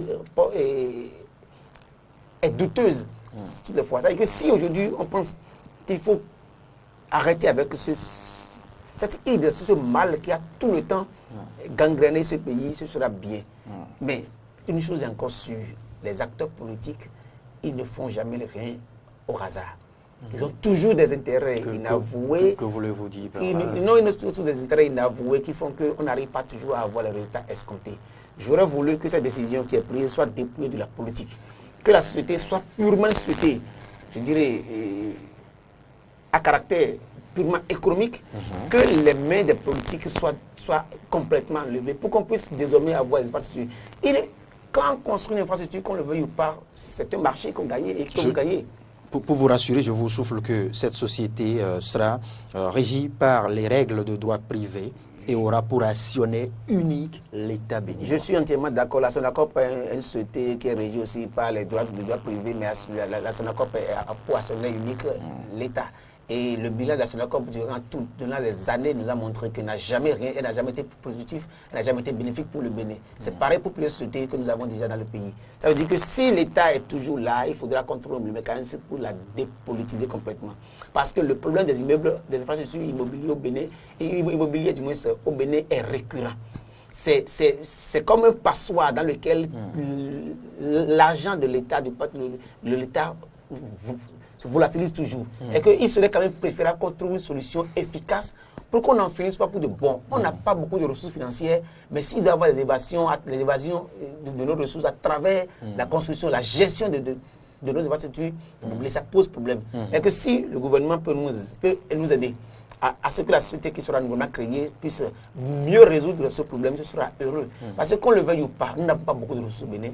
Et il faut que le peu que nous ayons, nous puissions quand même le gérer afin de pouvoir investir dans l'avenir. Parce que c'est de ça que la question. Je l'ai dit au départ, il faut que la population de nos pays puisse quand même sentir que l'État est à leur côté. S'ils ne sentent pas l'État à leur côté, ils vont se décourager et ce ne sera pas bien pour chacun de nous. Régis Seoulan. Comme vous venez de le rappeler plus tôt à l'entame de ce sujet, et le contexte, il s'agit de la réhabilitation de la plupart des biens immobiliers de l'État, béninois, usage commercial, sportif et culturel et autres. L'État veut réhabiliter les biens existants déjà et construire de nouveaux. Mais maintenant, on veut construire. Est-ce qu'on va continuer pas à gérer comme on gérait les biens existants? Je crois que c'est dans l'optique-là que le gouvernement a choisi de créer la SOPI, cette société-là, des patrimoines immobilières d'immobilier de l'État. Donc, je crois que le mode de gestion actuel n'est pas efficace. C'est ce que le gouvernement a tenté de nous dire. Mais chaque fois qu'on dit que le mode de gestion n'est pas efficace, on ne prend pas la peine de nous dire ce qu'il en est depuis 5 ans, 10 ans, 20 ans. Qu'est-ce qui se fait réellement sur le plan de la gestion du patrimoine de l'État? Il faut nous dresser la liste, les responsables, les tenants, les aboutissants, pour mieux faire apprécier à la population la pertinence de la création de cette société. Mais on se réjouit déjà que dans un contexte de privatisation des sociétés d'État, d'émission du privé dans la gestion du public, que cette société-là est pour actionnaire unique l'État. D'abord, on doit s'en réjouir. Et sur l'objectif qui est d'assurer la pérennité des infrastructures de l'État, je crois que le gouvernement est peut-être à saluer sur ce point-là, parce que nous ne pas sans savoir que les infrastructures que nous avons, les bâtiments que nous avons, on ne les entretient pas, et même il y a des bâtiments qu'on laisse carrément, mais on loue on va en location pour certaines sociétés de l'État, et l'État loue des bâtiments alors que l'État a d'autres infrastructures dont il ne prend pas des directions de ci, de ça, dans des coins, des recoins, dans des ruelles, on loue et on ne sait pas à qui ça profite, forcément à celui qui loue. Et si on creuse, on verra bien que ceux-là qui louent ces bâtiments-là ne sont pas loin de ces responsables des ministères, des directions, qui louent leurs propres immeubles à l'État. Donc cette société est vivement attendue pour mettre fin à cette pagaille, pour véritablement prendre soin des infrastructures. Ou un business très rentable. Regardez par exemple le stade de l'Amitié, comment le stade est géré. On a crié pour la piscine, je crois que c'est réhabilité maintenant. Toujours pas en tant que tel. Mais regardez aux alentours, le stade de l'Amitié qui est devenu plus qu'un bar, plus qu'un site de rencontre, qu'autre chose, alors qu'on pourrait mieux gérer l'infrastructure là pour que ça génère des ressources. Et je crois que c'est ce à quoi la SOPI va s'atteler.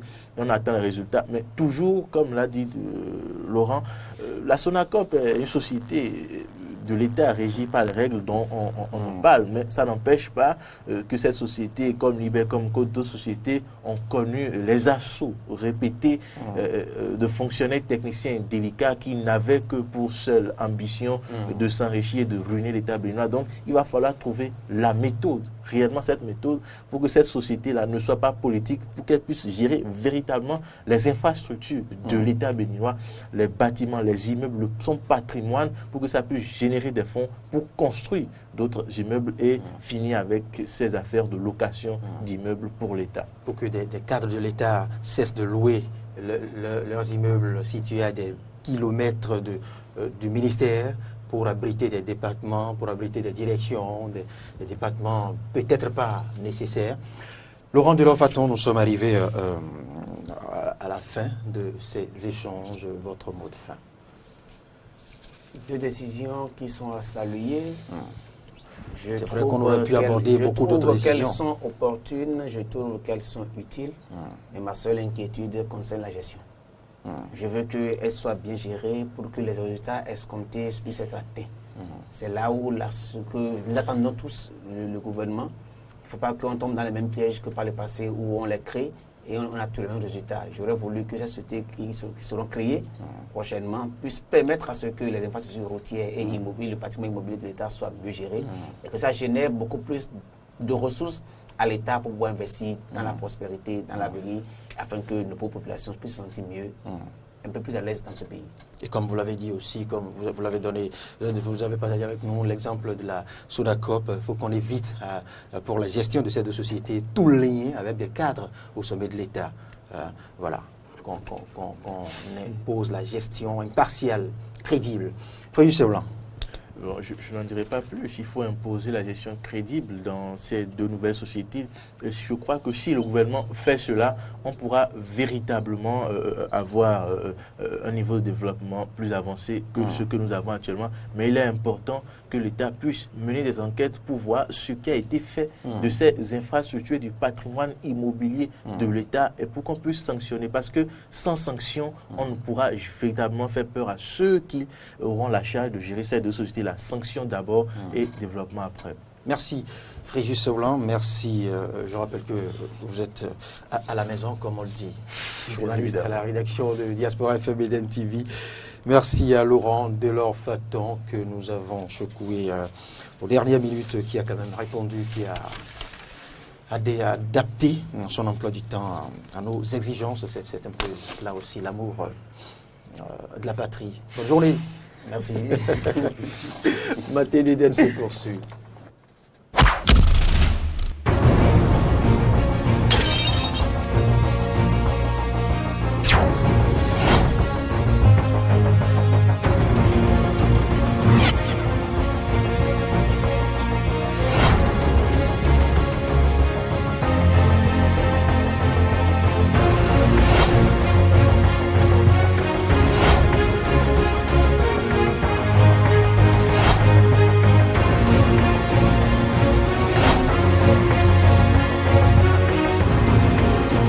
Le service commercial de Diaspora FM et d'NTV au 62 79 32 32 et d'NTV Diaspora FM. Le bonheur d'être à vous. que si c'est m'a passé son brouillon pour que je puisse rectifier ma réponse. Tu es en train de m'avouer avoir triché, c'est ça? Gana. Dites-moi, vous ne répéterez pas? Mais quand même, toi, Frenji, Pierre, oui, vous frère. Yo, peut-être on va regarder France 2. Peut-être on va français, on va continuer à nous vivre dans le blé. Oui, on tombe ensemble. Fac Production, en collaboration avec Eden TV, vous offre la série Nouin.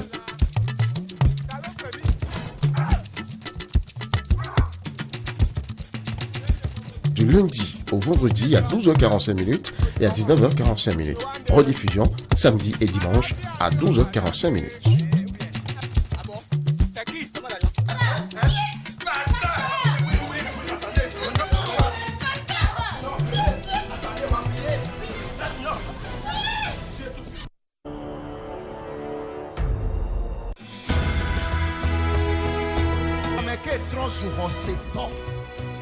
ye wonto e kafuna dokiobe mule hose me fifi amunye gbeolo muni vifa munyi le hose menene olo nyatebe e ku togbe ku nyaga le hose me wa mabi onyanika so gameke le hose me ba se le gbea amenene e to jiu e yo tronsu hose to poto ni hose to. Suivez le prophète Cherné Totimé de la chapelle constitutionnelle du Christ CCC dans l'émission I Believe in Miracles. Je crois au miracle. Te conduire dans la volonté de Dieu. Dans le plan de Dieu pour ta vie.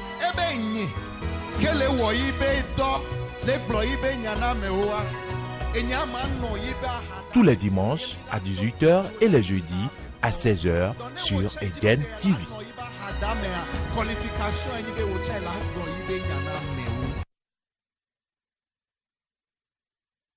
Pour la chanson et la chansonnette. La chanson avec, sinon la sélection d'Eden avec Ahmed Arikpa, je vous l'ai dit, la surprise, je continue d'entretenir le suspense, je vous parlais d'un artiste au plateau. L'artiste y est, mais on vous la montre pas, c'est une dame, oui. Je lève des coins de voile du suspense, n'est-ce pas? Bon, oui. Moi, je laisse la suite à Ahmed Arikpa. Moi, je vais te dévoiler le secret. Non, non. Ne le faites pas, ne le faites pas. Hein? Ne le faites pas. Ne le faites pas. C'est ce pourquoi le cadre qui est situé de l'autre côté a mis la caméra en off pour le moment. Bonjour, sinon bonjour à nouveau à Maury Agua, la chansonnette qui l'a poussé ce matin. Alors, Freddy Loïs d'abord, ce matin nous irons du côté de Kouandé. Kouandé, où Hilaire Nda a poussé la chansonnette. Il est le directeur d'une radio communautaire qu'on appelle Touko Sari FM. Vous connaissez? Je ne connais pas. D'accord. À Kouandé. À Kouandé. C'est lui qui a poussé la chansonnette. Je la découvrirai. Vous savez, c'est des coins où les gens ont des paraboles de grande taille. Hein? Ah ouais? Vous savez, oui, vous n'avez passionné le pays. C'est pas en tant que tel la partie septentrionale. Oui, mais souvent, ils réalisent des paraboles de taille dans le village. On en réalise pour montrer que bon, c'est le plus à l'aise, quoi. On réalise ou on se l'approprie? Non, on réalise et on demande au soudeur, il réalise des paraboles, oui, de grande taille. Artificielle. Celui qui a ça, on considère que oui, que c'est le patron du village. C'est celui-là qui a la trappe. Merci beaucoup. Et donc, je suis sûr qu'on est suivi depuis Kouandé. Voilà, où le directeur de cette radio communautaire, Touko Sari FM, a poussé la chansonnette. Merci de le recevoir chez vous.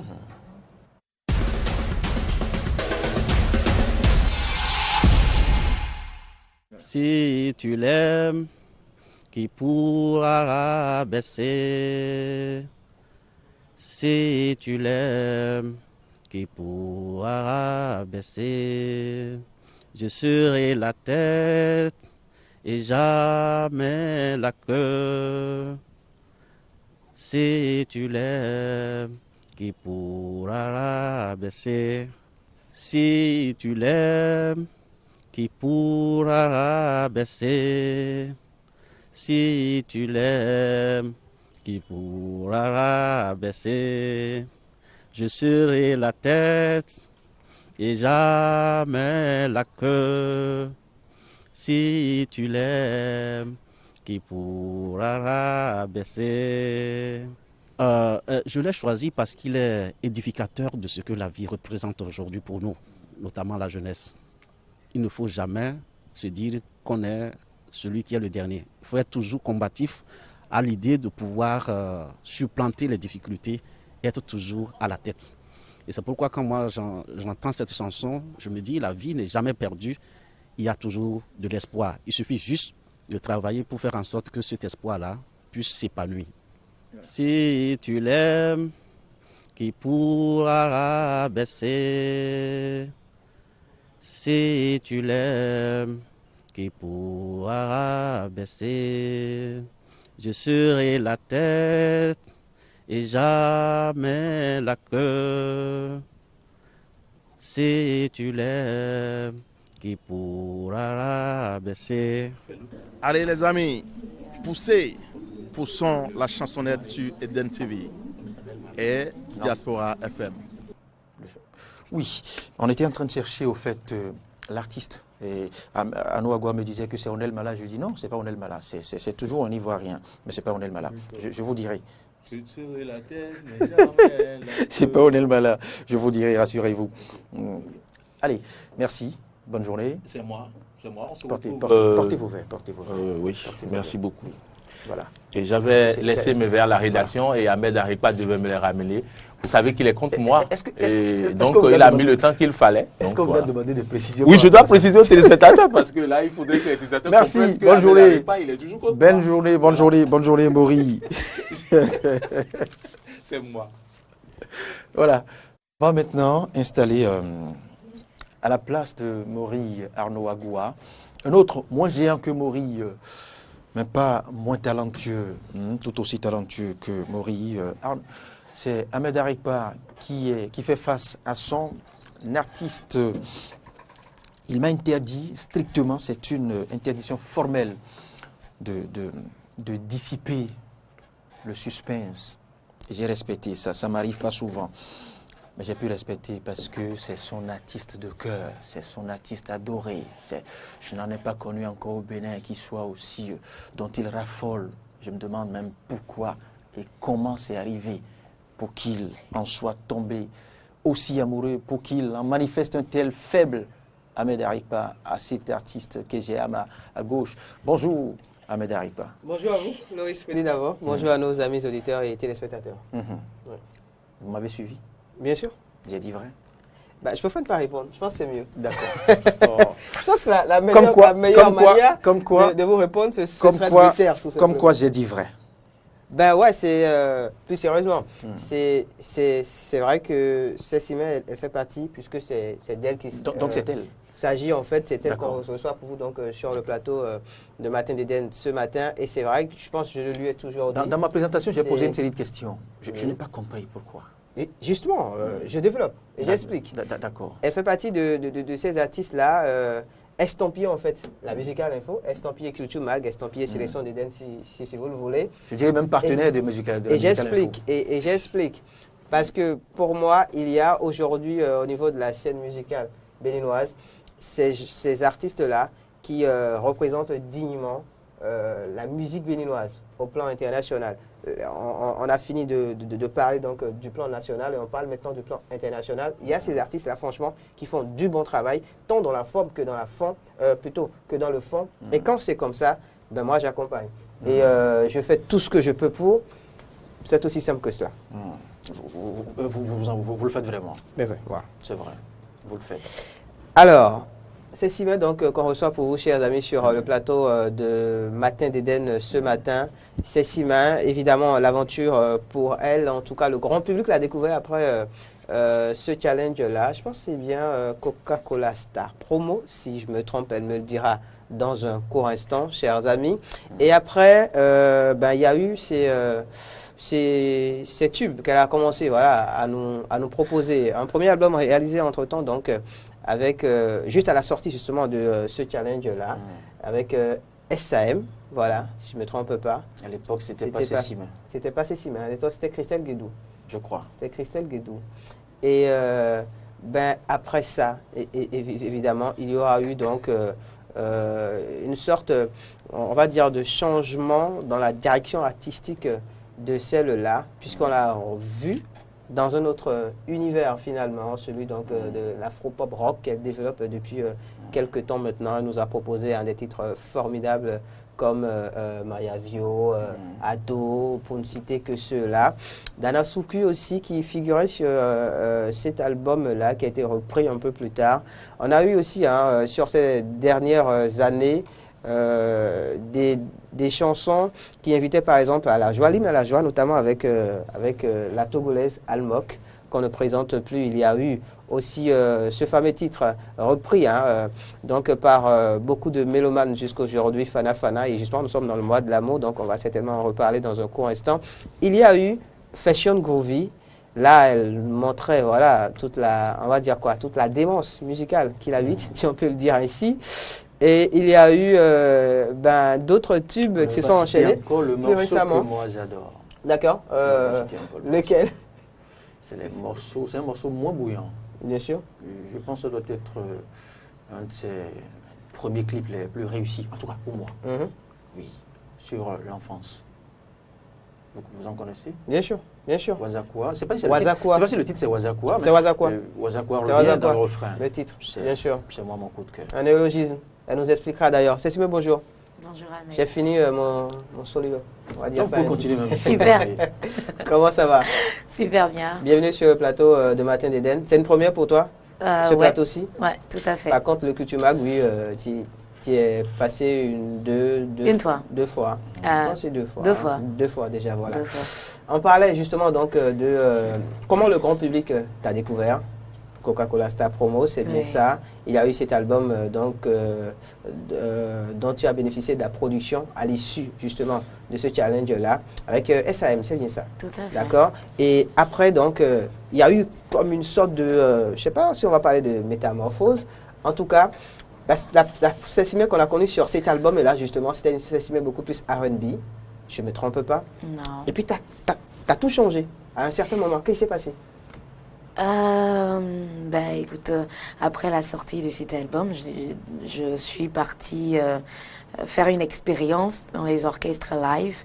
Donc, j'ai joué pendant plusieurs années en tant que choriste, où j'ai accompagné toute la crème des artistes béninois, parlant des underground jusqu'aux artistes stars confirmés. Et j'étais dans l'orchestre également d'une structure de la place, la structure de Brasserie Nationale.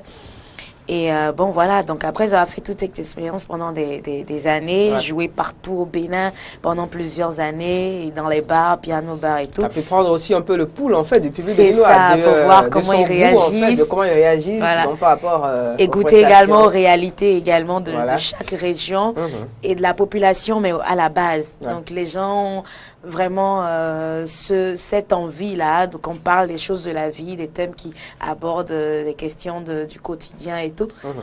Et c'est comme ça que, sorti de ces expériences, j'ai sorti le nouvel album parce que j'ai accompagné un pléthore d'artistes qui étaient dans beaucoup de genres et j'ai interprété également beaucoup d'artistes. Donc à la sortie de ça, forcément, le nouvel album influencé a eu un peu tout à fait. Tes productions musicales. Il y a eu cet album donc avec notamment le titre dont Maurice parlait tout à l'heure, Wazakwa, une chanson donc dédiée à l'enfance, on va dire, l'enfance maltraitée surtout. Ce qui t'a valu d'ailleurs donc un peu plus tard d'être ambassadrice de oui, ambassadrice de non pas de l'UNICEF. J'ai dit des bêtises. Et l'UNICEF a déjà ses grandes ambassadrices. Moi, je suis pour le moment avec SOS Village d'enfants. SOS Village, c'est vrai, qu'on en a d'ailleurs parlé le 25 dernier décembre à la radio quand on faisait cette spéciale-là. Je faisais le parallèle en fait par rapport à cette vidéo qui est sortie l'année écoulée. Avec à tes côtés Zénab, Habib, avec Angélique Kijo, où vous chantiez donc pour décourager, on va dire, le mariage forcé des filles. Ben oui, tout à fait. Donc, je pense que ce sont ces actions sociales-là qui ont amené l'équipe de l'UNICEF à travers également Zénab, Habib, à s'intéresser à moi et à me proposer de collaborer avec d'autres artistes sur ce projet. Donc, ouais, c'est grâce à Wazakwa. D'accord. Pour revenir donc à ton actualité, en fin d'année dernière, c'est une vidéo que tu as proposée donc à tes fans une vidéo qui invite à la joie, qui invite à rendre grâce à Dieu. Ouais. On l'a déjà suivi entre-temps sur ce plateau. On vous remet ça ce matin, chers amis, puisqu'elle est là avec nous et elle nous expliquera un peu ce qui se passe. Raya.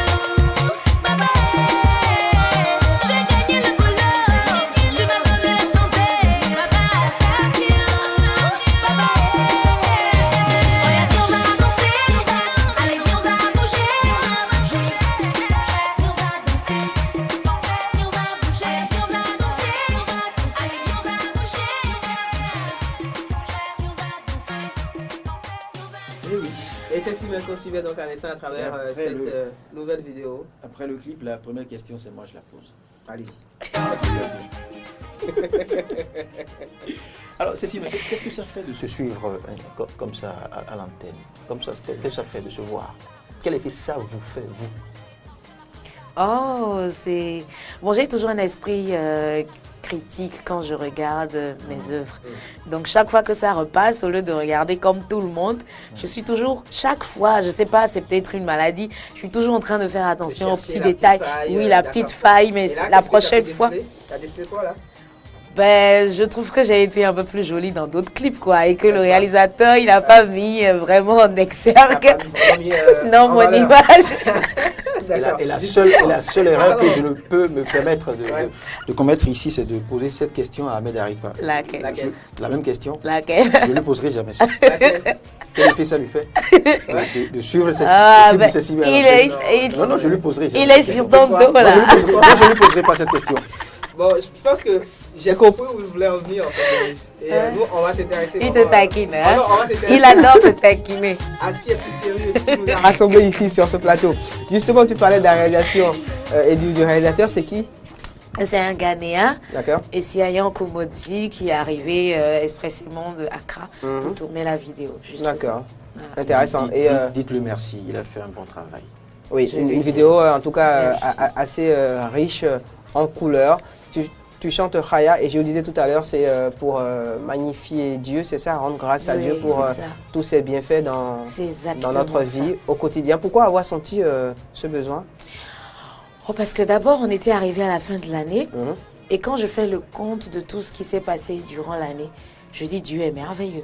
Et comme tout être humain, je me rends compte que je passe mon temps à me plaindre parce que l'être humain est éternellement insatisfait. Et donc j'ai dit, mais finalement, pourquoi tu te plains au fait? Tu es en bonne santé, des gens sont morts, tu n'as pas fait d'accident ou même s'il y en a eu dans la vie des gens, ils sont bien. Mais tu as le minimum, on se réveille, on trouve à manger et il faut rendre grâce continuellement. Et comme moi j'ai dit, quand tu dis merci à Dieu, il sait te le donner encore en plus des millions. Et donc, c'est bon de rentrer dans la nouvelle année avec la positivité.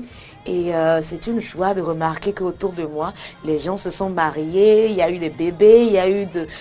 C'est énorme, quoi. Et donc, il n'y a pas de raison. Chaque minute doit être une célébration continuelle et une action de grâce envers Dieu. Donc, c'est le message, en tout cas, que tu essaies donc, de passer à travers cette chanson-là. C'est ce qui explique un peu aussi donc, le choix de cette thématique-là. Pour ce qui concerne le son, en lui-même, la rythmique en fait, on retrouve là, moi je retrouve, et tu me dis si je me trompe, une sorte de prolongement finalement par rapport à Officialisé qu'on a eu l'année dernière, 2017. La rythmique Soyoyo que tu as mis un peu en exergue sur ce single-là, avec l'animation, je retrouve moi en fait une sorte de prolongement. Tu me dis si je suis dans le vrai ou pas? Ben non, tu ne te trompes pas, mais c'est ma couleur afro-urbaine. Je me dis, ça doit avoir cette teinte-là. Ce qu'on a ici, vraiment d'afro-urbain, le Soyoyo est une belle empreinte qu'on n'a pas vraiment encore réussi à mettre à l'international. Donc j'essaie d'apporter ce côté-là à la musique urbaine. Et bon, je ne sais pas si j'y arrive, mais bon, ça donne ce que ça donne. D'accord, intéressant. Ton actualité aussi, c'est, entre autres, je pense, c'est en ce début d'année, sur les réseaux sociaux, on a vu, voilà, Cécimé dans certaines tenues et les internautes, voilà, qui se sont déchaînés, qui, pour peut-être aller jusqu'à dire, à dénoncer un peu les tenues, mais d'autres pour soutenir. C'est quoi ton avis à toi sur cette manière que tu as, voilà, de déchaîner les passions? Bon, c'est malgré moi que ça s'est déchaîné ainsi. Et à la base, j'avais décidé avec mon staff de ne pas répondre, puisqu'on a passé maintenant cette période, on peut en parler.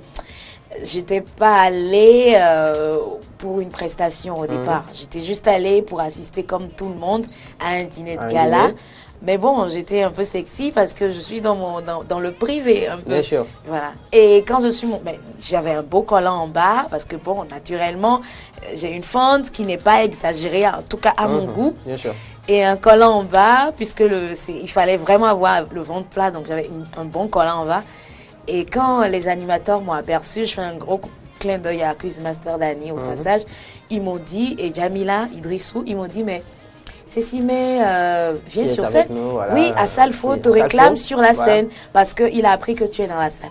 Et c'est comme ça que, devant tout le monde, à Salfo a dit, Cécimé, écoute, on coupe le gâteau, monte sur scène. Mais il se fait que le podium était vraiment haut. Et les photographes étaient en contre-plongée en bas. Donc quand ils ont voulu prendre les photos, nous on dansait, mais ils ont pris comme ça. Et quand on prend comme ça, si vous avez une fente ou vous êtes en mini-jupe, ça aurait été une mini-jupe qu'on aurait vu pareil. Donc ça a montré peut-être un côté un peu osé de la chose. Et les gens, ça suffit pour que les gens déchaînent. Mais c'était vraiment méchant de leur part. Pour certains, c'était un peu choquant parce qu'ils n'ont jamais vu Cécimé comme ça. Et pour d'autres, c'était juste de la pure méchanceté. Mais bon, voilà, notre carrière musicale aussi est un peu faite de tout ça. Elle vous expose aussi un peu, parfois un peu trop. Du coup, on fait avec. En parlant justement des réseaux sociaux, de tout ce qui s'y dit, récemment on a vu certains développements, voilà, des attaques par-ci par-là, des gens qui s'approprient, voilà, certaines actualités pour en faire leur show gras finalement. Un mot, quel serait toi ton conseil à l'endroit de la jeunesse qui nous suit en ce moment par rapport à l'utilisation des réseaux sociaux, pour parler de manière générale? Alors, les réseaux sociaux, à la base, normalement, c'était fait pour les célébrités, les personnes qui sont vraiment des personnalités publiques, Loris, toi, moi, nous qui sommes des célébrités, des personnes publiques. Moi, un peu moins. Dès que du moment où tu passes à la télé, à côté, sur Eden TV, tu deviens une personne publique. Donc, à la base, c'était pour nous, en fait, pour qu'on puisse montrer notre partager vie, le quotidien, voilà, avec les gens qui sont friands de ça. Aujourd'hui, c'est devenu un canal pour passer l'information pour tout le public. Et chercher son buzz. L'utilisation est devenue exagérée. Voilà. Le buzz, le bad et le bon, ça vient de part et d'autre, comme ça. Et c'est vraiment dommage parce que la jeunesse l'utilise, mais beaucoup plus dans le mauvais sens aujourd'hui. Ça devrait permettre de passer les informations, permettre aux acteurs économiques de faire la publicité, la communication autour de leurs produits. Mais aujourd'hui, on le fait de façon, moi je dis, un peu mauvaise. Et c'est dommage, parce que ça éduque mal la société. On a eu un déferlement justement sur ces dernières semaines, plein de choses. Et c'est dommage. Beaucoup de personnes, comme tu l'as dit, s'accaparent les sujets. Et les passions sont vraiment éveillées autour des... Bon, on ne peut que regarder. Je pense qu'il n'y a pas de sanctions, mais quand on dit mondialisation et tout, ça passe également par là. C'est un livre ouvert, tout le monde y a accès. Il faut juste savoir ce qu'on y va chercher. et être responsable de ses actes. Parce que, comme quelqu'un l'a dit, quand vous faites quelque chose aujourd'hui, dans 10 ans, quand vous serez en train de demander un boulot quelque part ou que vous serez en train de demander un poste de responsabilité, Facebook ou WhatsApp ou je ne sais pas quoi, on pourra vous ressortir des photos qui sont sorties, qui ont été publiées. Des photos, des vidéos, des publications. Voilà. Et là, donc il faille vraiment faire attention. Plus récemment, on a même vu, je pense que c'est en France par rapport au challenge The Voice, il y a une des participantes qui avait fait des tweets il y a quelques temps en arrière par rapport aux attentats où elle disait des choses un peu choquantes quand même. Et c'est revenu. Et c'est revenu. Et du coup, le public qui crie à ce que l'on la sorte de ce challenge-là. Ça rattrape. Et c'est dire qu'il y a même des conditions d'utilisation de ces réseaux qu'on n'arrive pas à lire parce qu'elles sont tellement longues. Et on ne lit pas, on accepte simplement et on oublie que c'est l'éducatrice. Là, c'était Cécile. Mais bon, si les gens sortent ma photo avec la faute, je ne réponds rien. La revue Inter, n'est-ce pas? Vous pouvez être rassuré, on vous a suivi sur plus d'une dizaine de prestations à travers des clips. On vous voit vous habiller, nous sommes tous rassurés. On sait qui sont ceux qui sont les promotrices de la dépravation dans le rang des artistes béninoises. Parlant des dames, je veux dire, je rends hommage à ces dames qui chantent bien et qui s'habillent aussi bien. Je fais un gros coucou à Zénab, à la regrettée Zoulé Sangaré, Espoir, à Sikiwa et beaucoup d'autres. Oui. Vous permettez qu'on finisse avec Cécile, on va passer à la revue Inter. On a complètement oublié en fait. Oui. Entre temps. Vous avez fait. On revient à la Cécile artiste.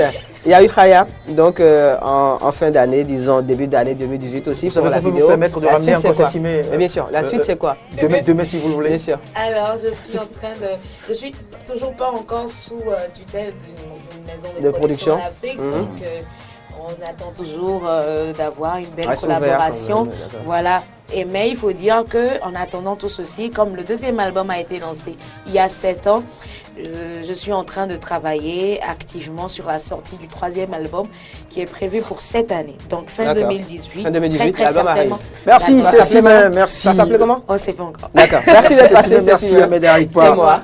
Le Hit Inter, on le range au placard et on finit définitivement maintenant avec Carlo François sur la revue Inter. Merci Cécile, merci Ahmed. C'est tout pour Matin d'Éden, pour le compte de ce jour. Rendez-vous demain avec Tranquillin, Arcade Belentin en cette même position pour conduire le débat. Bonne journée. La revue Inter.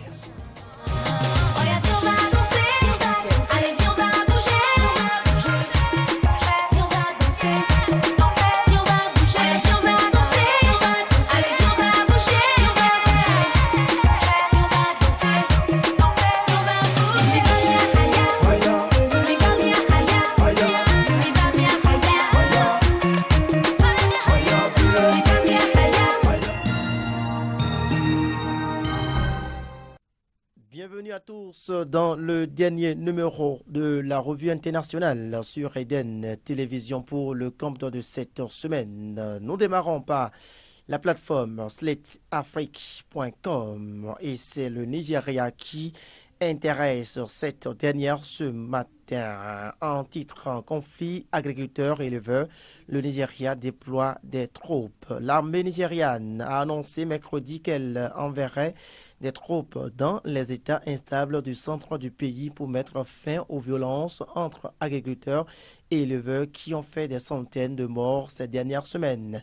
Le déploiement de l'armée qui doit commencer le 15 février et se poursuivre jusqu'au 31 mars vise à enrayer les affrontements entre éleveurs et paysans et les attaques contre les membres innocents de nos communautés par des milices armées, en particulier la Benue, Taraba et Nassarawa, a déclaré dans un communiqué un haut responsable militaire, le général David Amadou. Nous poursuivons cette revue Inter et nous sommes au Cameroun où ce sont les États-Unis qui condamnent les violences dans l'ouest du pays. Information rapportée par la plateforme de Radio France Internationale ce matin.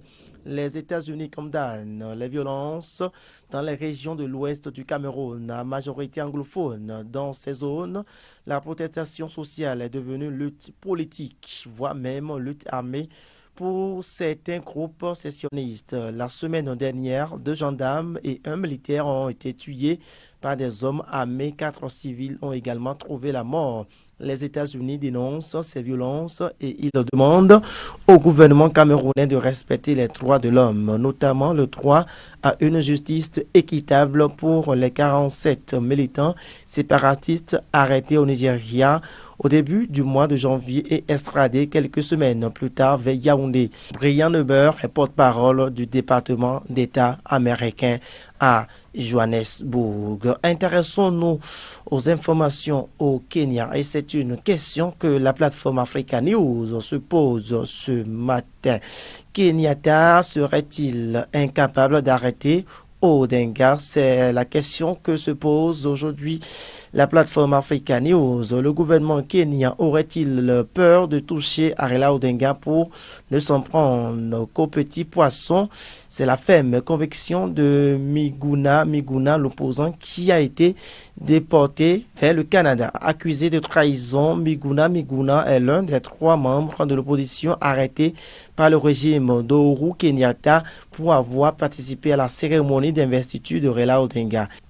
Il a été déporté vers le Canada en transit à Amsterdam. L'opposant vient d'accorder une interview aux collègues de Radio France Internationale pour réagir à son arrestation. Nous revenons sur la plateforme de Radio France Internationale. Guinée, à Conakry, des barricades et un ras-le-bol général. C'est le titre de la plateforme de Radio France Internationale ce matin. Depuis le scrutin de dimanche dernier, des violences post-électorales continuent. Le bilan provisoire est de 7 morts, alors que le chef de file de l'opposition, Cellou Diallo, dénonce toujours des fraudes qui auraient eu lieu le jour du vote et lors du décompte des voix. Les autorités appellent au calme. Dans la capitale, des barricades sont élevées dans plusieurs quartiers de la capitale, bloquant la circulation et les activités. Une note sportive avec la plateforme afrique.com qui nous parle du mondial 2026 où le Maroc retient 12 villes et 14 stades. Candidat à l'organisation du mondial 2026, le Maroc a présenté ce mercredi sa liste des 14 stades et 12 villes qui accueillent la compétition si le royaume est désigné comme pays hôte. 15 jours après avoir lancé sa candidature pour organiser le mondial 2026, le Maroc a révélé ce mercredi les villes hôtes qui accueilleront la compétition si le royaume est choisi. C'est le ministre de la Jeunesse des Sports, Rachid Talbi El Alami, qui a effectué l'annonce en conférence de presse. Direction Europe avec le monde.fr. Nous sommes en Allemagne où Merkel et Schulz trouvent un accord de coalition mais sont contestés par leurs troupes. La nomination d'un social-démocrate au ministère des Finances passe mal dans la CDU de la chancelière et pourrait ne pas suffire à convaincre le SPD de valider le contrat de gouvernement. Ça sera tout pour les différentes informations à l'échelle internationale dans cette revue inter. Merci à chacun de vous de votre aimable attention. Le plaisir sera toujours le même de vous retrouver la semaine prochaine pour une nouvelle série. Très bon week-end à chacun et à tous et surtout restez des nôtres.